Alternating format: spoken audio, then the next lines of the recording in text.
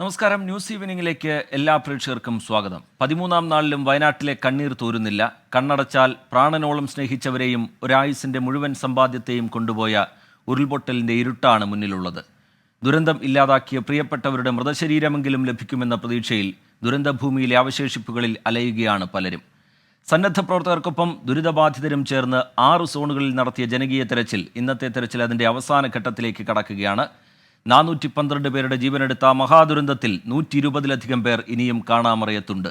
ഉറ്റവരെ തേടി അലയുന്ന ഇസഹാക്കിനെ പോലെ എത്രയെത്ര മുഖങ്ങളാണ് ആ ദുരന്തഭൂമിയിൽ ബാക്കിയാവുന്നത്. ന്യൂസ് ഈവനിങ്ങിലേക്ക് എല്ലാ പ്രേക്ഷകർക്കും ഒരിക്കൽ കൂടി സ്വാഗതം. കണ്ണീർ തോരാതെ.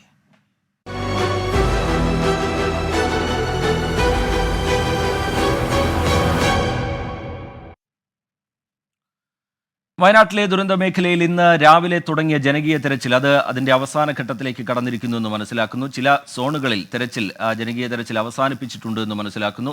കനത്ത മഴയെ തുടർന്നാണ് തെരച്ചിൽ നേരത്തെ അവസാനിപ്പിച്ചിരിക്കുന്നതെന്നാണ് മനസ്സിലാക്കുന്നത്. 6 സോണുകൾ കേന്ദ്രീകരിച്ച് ഇന്നലത്തേതിന് സമാനമായി, കഴിഞ്ഞ ദിവസങ്ങളിൽ നമ്മൾ കണ്ടതിന് സമാനമായുള്ള തെരച്ചിലാണ് ഇന്നും നടന്നത്. പരപ്പൻപാറയിൽ നിന്ന് 3 ശരീരഭാഗങ്ങൾ ഇന്ന് കണ്ടെത്തിയിട്ടുണ്ട്. റിപ്പണിൽ നിന്ന് പോയ 20-അംഗ സംഘമാണ് ആ മൃതദേഹഭാഗങ്ങൾ കണ്ടെത്തിയത്. അട്ടമല ഭാഗത്ത് നിന്ന് കണ്ടെത്തിയ എല്ലിൻ കഷ്ണങ്ങൾ അത് മനുഷ്യൻ്റേതാണോ മൃഗത്തിൻ്റെതാണോ എന്ന് സ്ഥിരീകരിക്കാനും കഴിഞ്ഞിട്ടില്ല. ഞങ്ങളുടെ റിപ്പോർട്ടർമാർ, പ്രതിനിധികൾ വിവിധ മേഖലകളിൽ നിന്ന് തയ്യാറാണ്. ആദ്യം അലക്സിലേക്കാണ് പോകുന്നത്. അലക്സ്, ദുരന്തഭൂമിയിൽ ഇന്നും വേദനാജനകമായ ഒരുപാട് കാഴ്ചകൾ നമ്മൾ കണ്ടു. 3 ശരീരഭാഗങ്ങൾ കണ്ടെത്തുന്ന നില ഇന്നത്തെ ജനകീയ തെരച്ചിലിൽ ഉണ്ടായി. മുണ്ടക്കൈ ഭാഗത്തെ ജനകീയ തെരച്ചിൽ ഇന്ന് അവസാനിപ്പിച്ചിട്ടുണ്ട് എന്നാണ് മനസ്സിലാക്കുന്നത്, കാലാവസ്ഥ പ്രതികൂലമായതിനാൽ. ഈ ജനകീയ തെരച്ചിൽ തുടരുന്ന കാര്യത്തിൽ ഇന്നത്തെ തെരച്ചിലിൽ കണ്ട കാഴ്ചകൾ എന്താണ് വിശദാംശങ്ങൾ? അലക്സ് റാം മുഹമ്മദ്. റിജിത്ത, നടക്കുന്ന കാഴ്ചകൾ, വിറങ്ങലിക്കുന്ന കാഴ്ചകൾ അതൊന്നും തുടർന്നു ദുരന്തഭൂമിയിൽ എന്നുള്ളതാണ്. ഞാൻ മുണ്ടക്കൈ ഒപ്പം പുഞ്ചിരിമട്ടം മേഖലകളിലെ ജനകീയ തിരച്ചിലായിരുന്നു നമ്മളുണ്ടായിരുന്നത്. ആ തിരച്ചിലിൻ്റെ ഭാഗമാകാൻ ദുരന്തബാധിതരായവർ, അവരുടെ ബന്ധുക്കളൊക്കെ എത്തിയിരുന്നു. ഏതാണ്ട് 15-ൽ താഴെ ആളുകൾ അവിടേക്ക് എത്തിയിരുന്നു. ഈ വരാൻ സാധിക്കാത്ത മനുഷ്യർ, കാരണം അവർ ഒരിക്കലും ഇവിടെ വന്ന് ഹൃദയം പൊട്ടി ഇവിടെ നിന്ന് പോയ മനുഷ്യരുണ്ട്. തങ്ങളുടെ ഭൂമി, തങ്ങളുടെ വീട്, തങ്ങളുടെ വസ്തു, തങ്ങളുടെ പ്രിയപ്പെട്ട, തങ്ങൾ ഈ ജീവിതത്തിൽ ഉണ്ടാക്കിയതെല്ലാം നശിച്ചു കിടക്കുന്നത് കണ്ട് ഇവിടെ നിന്ന് വേദനയോടെ മടങ്ങിപ്പോയവരുണ്ട്. അങ്ങനെ ചിലർക്ക് ഇത് വന്ന് കാണാൻ സാധിക്കില്ല എന്നുള്ളത് നേരത്തെ തന്നെ വ്യക്തമാക്കിയിരുന്നതാണ്. അതിനാൽ ക്യാമ്പുകളിൽ കഴിയുന്നവരിൽ സന്നദ്ധരായവരെ മാത്രം ഈ ജനകീയ തെരച്ചിൽ പങ്കാളികളാക്കിയാൽ മതി എന്ന് ജില്ലാ ഭരണകൂടം നേരത്തെ തന്നെ തീരുമാനിച്ചിരുന്നു. ബാക്കി സേനാംഗങ്ങളെല്ലാം കൃത്യമായി തന്നെ ഇതിൻ്റെ ഭാഗമായി എത്തി. ഏറ്റവും എടുത്തു പറയേണ്ടത് സന്നദ്ധ പ്രവർത്തകരുടെ ഇടപെടലായിരുന്നു. അത് കേരളത്തിൻ്റെ വിവിധ ഇടങ്ങളിൽ നിന്നുള്ള, അത് അവരുടെ പേരുകൾ വ്യത്യസ്തമാണ്, അവർ അറിയപ്പെടുന്ന പേരുകൾ വ്യത്യസ്തമാണെങ്കിൽ പോലും കേരളത്തിൻ്റെ വിവിധ ഇടങ്ങളിൽ നിന്നുള്ള സന്നദ്ധ പ്രവർത്തകർ, യുവാക്കൾ ഈ തിരച്ചിലിൻ്റെ ഭാഗമായി രാവിലെ മുതൽ തന്നെ അവർ ഇവിടേക്ക് ഒഴുകിയെത്തി എന്നുള്ളതാണ്. അത് കേരളത്തിൻ്റെ പുറത്തുനിന്ന് മാത്രമല്ല, കർണാടക സംസ്ഥാനത്ത് നിന്നും തമിഴ്നാട് നിന്ന് പോലും യുവാക്കൾ പല സംഘടനകളുടെയും ആഭിമുഖ്യത്തിൽ ഇവിടെ എത്തി തിരച്ചിലിൻ്റെ ഭാഗമാകുന്നത് നമ്മൾ കണ്ടതാണ്. അത്തരത്തിൽ കാര്യമായി തന്നെ ജനകീയ തിരച്ചിൽ നടന്നു പലയിടങ്ങളിൽ. പ്രത്യേകിച്ച് ഈ ഉരുൾപൊട്ടലിൻ്റെ പ്രഭവസ്ഥാനമായ പുഞ്ചിരിവട്ടത്തും ഒപ്പം മുണ്ടക്കയിലും, കൂടുതൽ നാശനഷ്ടമുണ്ടായ മുണ്ടക്കയിലുമൊക്കെ കാര്യമായി തന്നെ ഈ ജനകീയ തിരച്ചിൽ നടന്നു. ആളുകൾ നൽകിയ സൂചന അനുസരിച്ചിട്ടുള്ള തിരച്ചിൽ നടന്നു. അതിലേറ്റവും വേദനിപ്പിക്കുന്ന ചില കാര്യങ്ങൾക്ക് കൂടി നമ്മൾ സാക്ഷികളായി. റീജിത്ത്, അതിലൊന്ന്, ഇന്ന് മന്ത്രി എ കെ ശശീന്ദ്രനും ഈ ജനകീയ തിരച്ചിലിൻ്റെ ഭാഗമാകാൻ മുണ്ടക്കയിലെത്തിയിരുന്നു.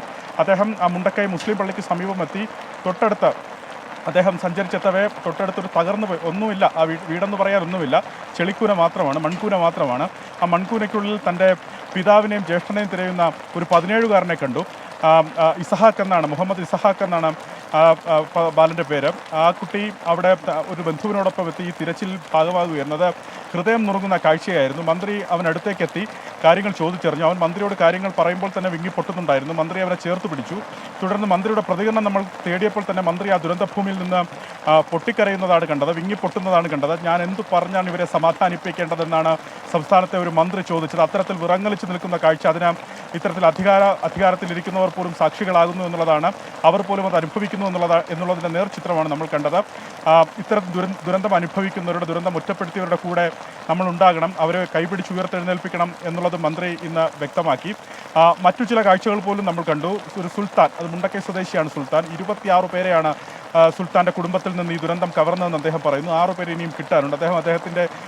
അദ്ദേഹത്തിൻ്റെ ബന്ധുക്കളുടെ വീടിരുന്ന സ്ഥലമൊക്കെ ചൂണ്ടിക്കാണിച്ച് നമ്മളോട് വർത്തമാനം പറയുന്നുണ്ടായിരുന്നു. ചിലർ കൽപ്പറ്റയിൽ നിന്ന് വന്ന ചിലരുണ്ട്. അവരുടെ ബന്ധുക്കളുടെ വീട് ആ പള്ളിക്ക് മുൻവശമാണ് ഉണ്ടായിരുന്നത്. പള്ളി അത് ഭാഗികമായി തകർന്നതുകൊണ്ടും പള്ളി അവിടെ ഉണ്ട് എന്നുള്ള അടയാളമുള്ളത് കൊണ്ടും മാത്രമാണ് ആ വീട് ഇതാണ് എന്ന് തിരിച്ചറിയുന്നത്. അത് ആ വീടിൻ്റെ അടിസ്ഥാനം മാത്രം, ആ വീടും കടയോടുകൂടെയൊക്കെയാണ് അവിടെ ഉണ്ടായിരുന്നത്. അതിൻ്റെ അടിസ്ഥാനം മാത്രം അവിടെ ഉണ്ട് എന്ന് ബന്ധുക്കൾ പറയുന്നു. അവർ ഇടയ്ക്കിടയ്ക്ക് വരുന്നൊരു സ്ഥലമായിരുന്നു, അങ്ങേയറ്റം പ്രകൃതി മനോഹരമായ സ്ഥലമായിരുന്നു, നല്ല ഗ്രാമമായിരുന്നു. ഈ കൈത്തോട് അല്ലെങ്കിൽ ആ ഒരു ചെറു തോട് മാത്രമാണ് അവിടെ ഉണ്ടായിരുന്നത്. അതിൻ്റെ സ്ഥാനത്ത് ഇപ്പോൾ ഭൂമി രണ്ടായി പിളർന്നിരിക്കുന്ന സ്ഥിതി കണ്ട് അവർ തന്നെ നടുക്കം പറഞ്ഞു. ചിലർ ഈ സൂചന നൽകാൻ, തങ്ങളുടെ വീടുകളിൽ തിരച്ചിൽ നടത്തണമെന്ന് സൂചന നൽകാനായി എത്തിയവർ അവരുടെ ബന്ധുക്കളുടെ മാറത്തേക്ക് വീണ, അവരുടെ തോളിലേക്ക് നെഞ്ചിലേക്ക് വീണ പൊട്ടിക്കരയുന്നത്, അവരെ കെട്ടിപ്പിടിച്ച് പൊട്ടിക്കരയുന്നത് കൊണ്ട് ഹൃദയഭേദകമായ കാഴ്ചയാണ്. ഉറ്റവരെ നഷ്ടപ്പെട്ടത് മാത്രമല്ല, അവർ ജീവിതകാലത്ത് ഉണ്ടാക്കിയതെല്ലാം നഷ്ടപ്പെട്ടതിൻ്റെ വേദന ആ മനുഷ്യർ പങ്കുവച്ചു എന്നുള്ളതാണ് ആ മേഖലയിൽ ഞാൻ കണ്ടത്. അത് മുണ്ടക്കയിലും അതുപോലെ സമാനമായ തന്നെ പുഞ്ചിരിമട്ടത്തും അത് തുടർന്നു എന്നുള്ളത് പ്രധാനപ്പെട്ട കാര്യമാണ്. ചിലയിടങ്ങളിൽ ഈ മൃതദേഹം ഉണ്ട് എന്നൊരു സംശയത്തിൻ്റെ അടിസ്ഥാനത്തിൽ ഹിറ്റാച്ചി കൊണ്ടുള്ള പരിശോധനയൊക്കെ ഉണ്ടായിരുന്നു. അത്തരത്തിൽ ആ മേഖലയിൽ നിന്ന് അഴുകിയ ഗന്ധം ഉണ്ട് എന്നുള്ള സംശയത്തിലാണ് ആ മേഖലയിൽ 2 3 പ്രദേശങ്ങളിൽ അത്തരത്തിൽ പരിശോധന വ്യാപകമായി നടത്തിയത്. പക്ഷേ മൃതദേഹമോ മൃതദേഹ ഭാഗങ്ങളോ മുണ്ടക്കയിൽ നിന്നോ ആ മേഖലയിൽ നിന്നോ കണ്ടെത്താൻ സാധിച്ചില്ല എന്നുള്ളത് പ്രധാനപ്പെട്ട കാര്യമാണ്. ഉച്ചയ്ക്ക് ശേഷം ഏതാണ്ട് 2:45 മണിയോടുകൂടി കാര്യമായി തന്നെ ആ മേഖലയിൽ നിന്ന് മഴയെത്തി. സന്നദ്ധ പ്രവർത്തകർ പുറത്തേക്ക് ഇറങ്ങി തുടങ്ങി. ബാക്കിയുള്ളവർ ഏതാണ്ട് 3:30 മണിയോടുകൂടെ തന്നെ പുറത്തേക്ക് സേനാംഗങ്ങൾ, പോലീസും മറ്റുമൊക്കെ ഇറക്കുകയും ചെയ്തു. മുണ്ടക്കയിലും അതുപോലെ പുഞ്ചിരിമട്ടത്തും ഏതാണ്ട് 2:30 2:45 തന്നെ ഈ തിരച്ചിൽ അവസാനിച്ചു എന്ന് നമുക്ക് പറയാം. ചൂരൽമലയിൽ ഇപ്പോൾ പൂർണ്ണമായി തിരച്ചിൽ അവസാനിച്ചിട്ടുണ്ട്. ചൂരൽമലയിൽ എൻ്റെ പിന്നിൽ ബെയിലി പാലം കാണാം, പൂർണ്ണമായി ഒഴിഞ്ഞു കിടക്കുന്ന ചൂരൽമല കാണാം. ഈ മേഖലയിലേക്ക് ഇപ്പോൾ ഒരു മനുഷ്യനെയും പ്രവേശിപ്പിക്കുന്നില്ല പോലീസ്. ഇവിടെ നിന്ന് എല്ലാവരെയും പുറത്തിറക്കിയിട്ടുണ്ട് എന്നുള്ളതാണ് ഏറ്റവും പ്രധാനപ്പെട്ട കാര്യം. ആരെയും ഇവിടേക്ക് പ്രവേശിപ്പിക്കുന്നില്ല. ഇന്ന് ജനകീയ തിരച്ചിലിൻ്റെ ദിവസമായതിനാൽ തന്നെ കൂടുതൽ ആളുകൾ ഇന്ന് ചൂരൽമലയിലേക്കും മുണ്ടക്കയിലേക്കും ഒക്കെ എത്തിയിരുന്നു. അത് ഈ തിരച്ചിലിൻ്റെ ഭാഗമാകാൻ മാത്രമല്ല, ഈ ദുരന്തം കാണാനും ആളുകൾ എത്തിയിരുന്നു എന്നുള്ളതാണ്. അവരും അവരുടെ നടുക്കം, ഇത് എങ്ങനെ ഈ ഭൂമിയിൽ ഇതെങ്ങനെ ഉണ്ടായി എന്ന നടുക്കം അവരും. ശരി, അലക്സ മുഹമ്മദാണ് വിവരങ്ങൾ നൽകിക്കൊണ്ടിരുന്നത്. ഇന്നത്തെ ജനകീയ തെരച്ചിൽ അവസാനിപ്പിച്ചിട്ടുണ്ട്. 3 ശരീരഭാഗങ്ങളാണ് ഇന്ന് കണ്ടെത്തിയിരിക്കുന്നത്. പരപ്പൻപാറയിൽ നിന്നാണ് ഇന്ന് 3 ശരീരഭാഗങ്ങൾ കണ്ടെത്തിയിരിക്കുന്നത്. സജോ ദേവസ്യ കൂടി നമുക്കൊപ്പം ചേരുന്നുണ്ട് വിവരങ്ങളുമായി. നേരത്തെ സജോ പറയുന്നുണ്ടായിരുന്നു ഒരുപാട് വേദനാജനകമായ ഹൃദയം നുറുങ്ങുന്ന കാഴ്ചകൾ ഇന്നും ആ ദുരന്ത ഭൂമിയിൽ നമുക്ക് കാണാൻ കഴിഞ്ഞിരുന്നു. ഈ ക്യാമ്പുകളിൽ നിന്നൊക്കെ ആ ദുരന്ത ഭൂമിയിലേക്ക് എത്തി വീട് നിന്ന ഭാഗത്ത് വെറും ഈ വീട്ടിലുണ്ടായിരുന്ന സാധനങ്ങളൊക്കെ മാത്രം, അതൊക്കെ ശേഖരിച്ച് തിരികെ പോകുന്ന ആളുകളെയൊക്കെ നമ്മൾ കണ്ടു. സജോ, എന്തായിരുന്നു ഇന്നത്തെ കാഴ്ചകൾ? സജോ.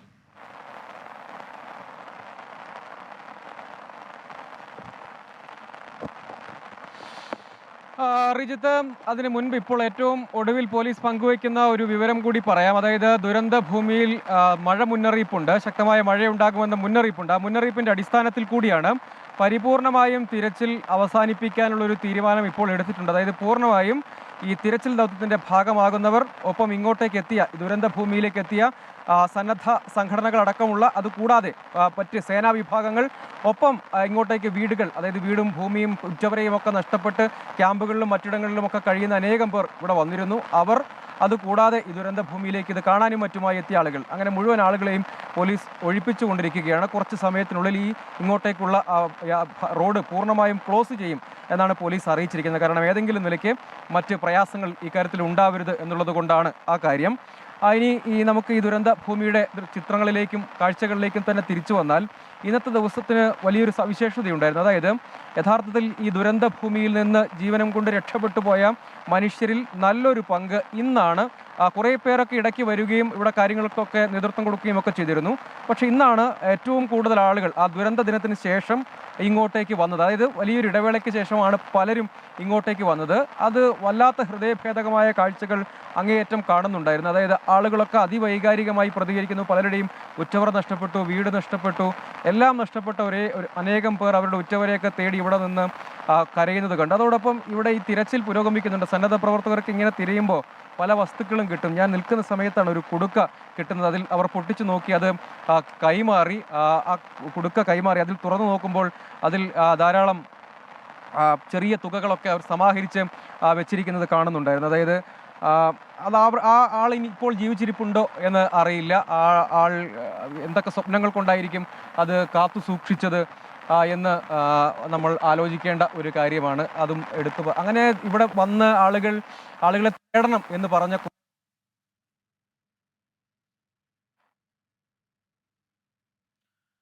സജോ ദേവസ്യാണ് വിവരങ്ങൾ നൽകിക്കൊണ്ടിരിക്കുന്നത്. ക്യാമ്പുകളിൽ കഴിയുന്നവർ, നിസ്സഹായരായി കഴിയുന്നവർ, അവർ ഇന്ന് ആ ദുരന്ത ഭൂമിയിലേക്ക് എത്തുന്നതും അവരുടെ വീട് നിന്നിരുന്ന ഭാഗത്തേക്ക് എത്തുന്നതും അതെല്ലാം തകർന്നത് കാണുന്ന കാഴ്ച, നിസ്സഹായരായി നോക്കി നിൽക്കുന്നതുമൊക്കെ കഴിഞ്ഞ മണിക്കൂറുകളിൽ നമ്മൾ കണ്ടിരുന്നു. അവശേഷിക്കുന്ന എന്തെങ്കിലും സാധനങ്ങൾ ഉണ്ടെങ്കിൽ അത് അവർക്ക് തിരികെ കൊണ്ടുപോകാൻ കഴിയും എന്ന് തോന്നുന്ന കാര്യങ്ങളാണെങ്കിൽ അതെടുത്തവർ മടങ്ങുന്ന കാഴ്ച, അതൊക്കെ തീർത്തും ഹൃദയഭേദകമായിരുന്നു. സജോ ദേവസ്യ തുടരുന്നുണ്ട്. സജോ, ചെറിയ ചില സാങ്കേതിക തടസ്സങ്ങളുണ്ടായിരുന്നു, അത് പരിഹരിച്ചു. സജോയ്ക്ക് തുടരാം. സജോ.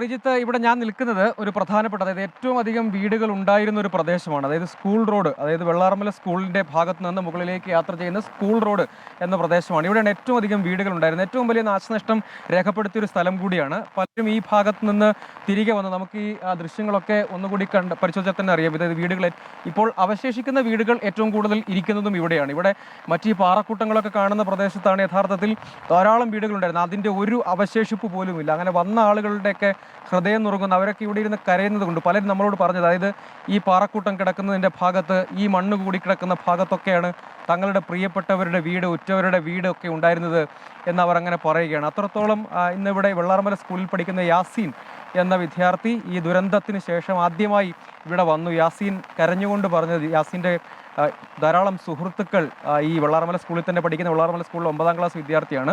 യാസീൻ്റെ ധാരാളം സുഹൃത്തുക്കൾ ഈ അപകടത്തിൽ കാണാനില്ല, എവിടെയുണ്ടെന്ന് യാതൊരു അറിവുമില്ല. പലരും നഷ്ടപ്പെട്ടു, പലരെയും ഇതിനകം നഷ്ടപ്പെട്ടു.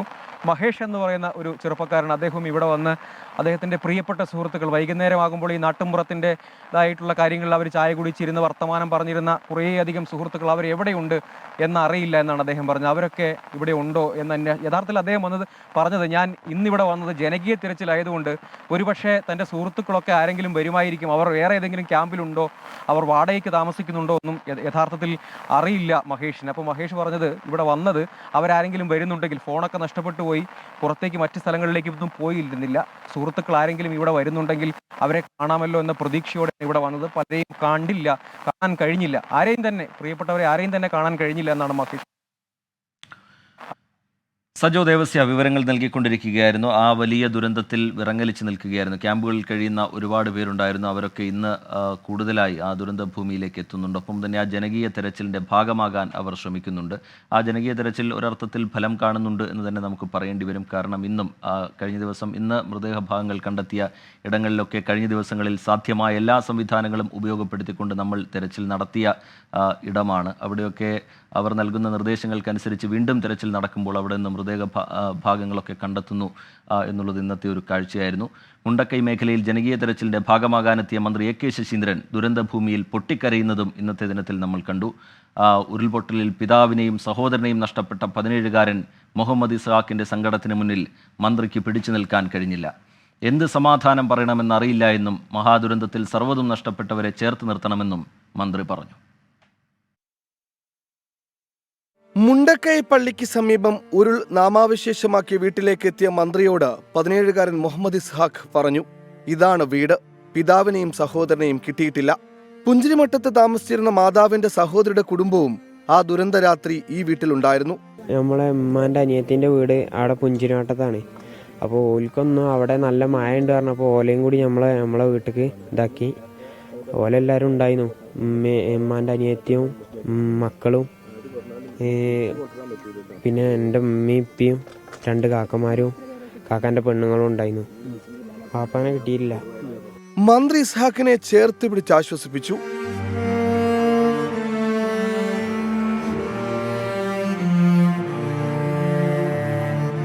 പിന്നാലെ മാധ്യമങ്ങളോട് പ്രതികരിക്കവേ അദ്ദേഹം വിങ്ങിപ്പൊട്ടി.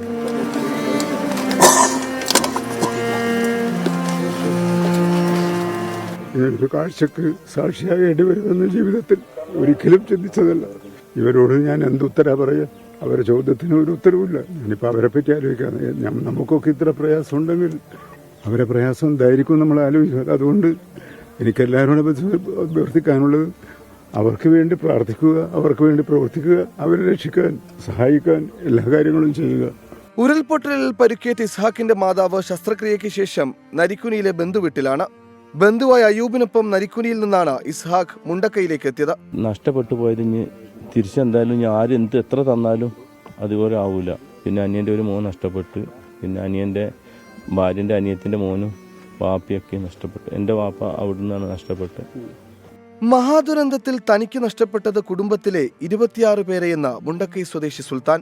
ഞാൻ എൻ്റെ മോളെ വീട്ടിലേക്ക് ഞാൻ പോയി. എൻ്റെ അനിയനും ഫാമിലി എൻ്റെ മാമൻ്റെ വീട്ടിലേക്ക് പൂളക്കാട് റോഡിൽ അവിടെയും പോയി. അവിടെ നിന്നാണ് എല്ലാവരും 26 പേരുണ്ടായി മൊത്തം. തലേ ദിവസമേ പോയി, ഞങ്ങൾ മാറിപ്പോയതാ. അങ്ങനെയാണ് 26 പേര് ആ 2 വീടുകളിലായിട്ട് ഉണ്ടായിരുന്നത്. അങ്ങനെ മൊത്തം അവരെല്ലാവരും പോയി. ജനകീയ തിരച്ചിലിന് സൂചന നൽകാനെത്തിയ ദുരിതബാധിതരുടെ ബന്ധുക്കൾക്കും സങ്കടം സഹിക്കാനായില്ല.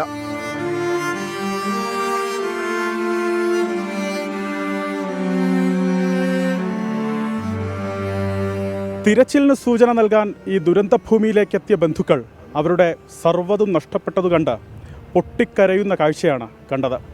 ജനകീയ തിരച്ചിൽ തുടരണോ എന്ന കാര്യം അവരുടെ കൂടി ബന്ധുക്കളുടെ കൂടി നിർദ്ദേശങ്ങൾക്കു ശേഷം അക്കാര്യം പരിഗണിക്കുമെന്ന് മന്ത്രി മുഹമ്മദ് റിയാസ് വ്യക്തമാക്കി. മുണ്ടക്കയിൽ നിന്നും വിപിൻ വേളിക്കൊപ്പം അലക്സ്, റാം മുഹമ്മദ്, 24. ദുരന്തമുണ്ടായ രാത്രിയിൽ ജീവൻ മാത്രം കയ്യിൽ പിടിച്ച്, പ്രാണൻ മാത്രം കയ്യിൽ പിടിച്ച് ഓടി രക്ഷപ്പെട്ടവരാണ്. അവർ വീണ്ടും ആ ദുരന്തമുഖത്തേക്ക് എത്തുന്നത്, അവരിൽ പലരും ആ ദുരന്തമുഖത്തേക്ക് എത്തുന്നത് ഇന്നാണ്. അവിടെ കണ്ട കാഴ്ചകൾ അത് സ്വാഭാവികമായും അവർക്ക് എത്രത്തോളം വലിയ വേദനയും അമ്പരപ്പും നടുക്കവും ഒക്കെ ഉണ്ടാക്കും എന്നുള്ള കാര്യം നമുക്കറിയാം. ശ്രീകുമാരൻ കൂടി നമുക്കൊപ്പം ചേരുന്നുണ്ട്. ശ്രീത്ത്, ഇപ്പോഴും ക്യാമ്പുകളിൽ ഒരുപാട് പേർ കഴിയുന്നുണ്ട്.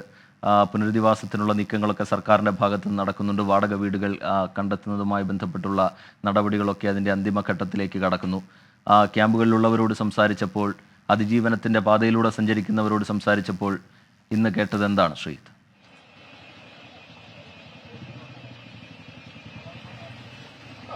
അവരോട് നേരിൽ കുറച്ചുപേരോട് മാത്രമേ നമുക്ക് സംസാരിക്കാൻ കഴിഞ്ഞിട്ടുണ്ടായിരുന്നുള്ളൂ. കാരണം ക്യാമ്പുകളിലേക്ക് കയറുന്നതിൽ ചെറിയൊരു നിയന്ത്രണം ഏർപ്പെടുത്തിയിട്ടുണ്ട്. അതിൽ കാരണം അവർ പലരും ഇപ്പോഴും മാനസികാവസ്ഥ, നേരത്തെ സജോ സൂചിപ്പിച്ചതുപോലെ സർവ്വതും നഷ്ടപ്പെട്ടവരാണ്.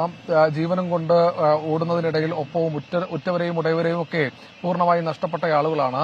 അവരോട് സംസാരിക്കുന്ന സമയത്ത് പലപ്പോഴും നമ്മുടെ അടുത്ത് വന്നിരിക്കുമ്പോൾ പോലും വളരെ നോർമലായി സാധാരണത്തെ പോലെ സംസാരിക്കുന്ന ആളുകൾ ഏറ്റവും ഒടുവിൽ പറയുന്നത് ഏതാണ്ട് പിച്ചും പേയും പറയുന്നത് പോലെ എന്തൊക്കെയോ പറഞ്ഞ് പിന്നീട് പോകുന്ന കാഴ്ച കാണുമ്പോഴാണ് നമ്മൾ മനസ്സിലാക്കുന്നത് അവരും ഈ ദുരിതത്തിൽ അവരുടെ ആരൊക്കെയോ നഷ്ടപ്പെട്ട ആളുകളാണെന്ന്. നമ്മൾ ഇന്ന് സംസാരിച്ചിരുന്നു, നമ്മളിന്ന് അധികൃതരോട് സംസാരിച്ചിരുന്നു. ഏതാണ്ട് 65ഓളം വീടുകൾ ഇതിനകം തന്നെ കൃത്യമായ രീതിയിൽ സജ്ജീകരിച്ചിട്ടുണ്ട്. അതിന്റെ ഒരു ആദ്യഘട്ട നവീകരണ പ്രവർത്തനങ്ങൾ ഉടൻ തന്നെ ആരംഭിക്കും. ആ വീടുകളിലേക്ക് ഉടൻ തന്നെ ഇവരെ മാറ്റും. പൂർണ്ണമായി വീട് നഷ്ടപ്പെട്ട ആളുകൾക്കായിരിക്കും ആദ്യ പ്രയോറിറ്റി ഉണ്ടാവുക.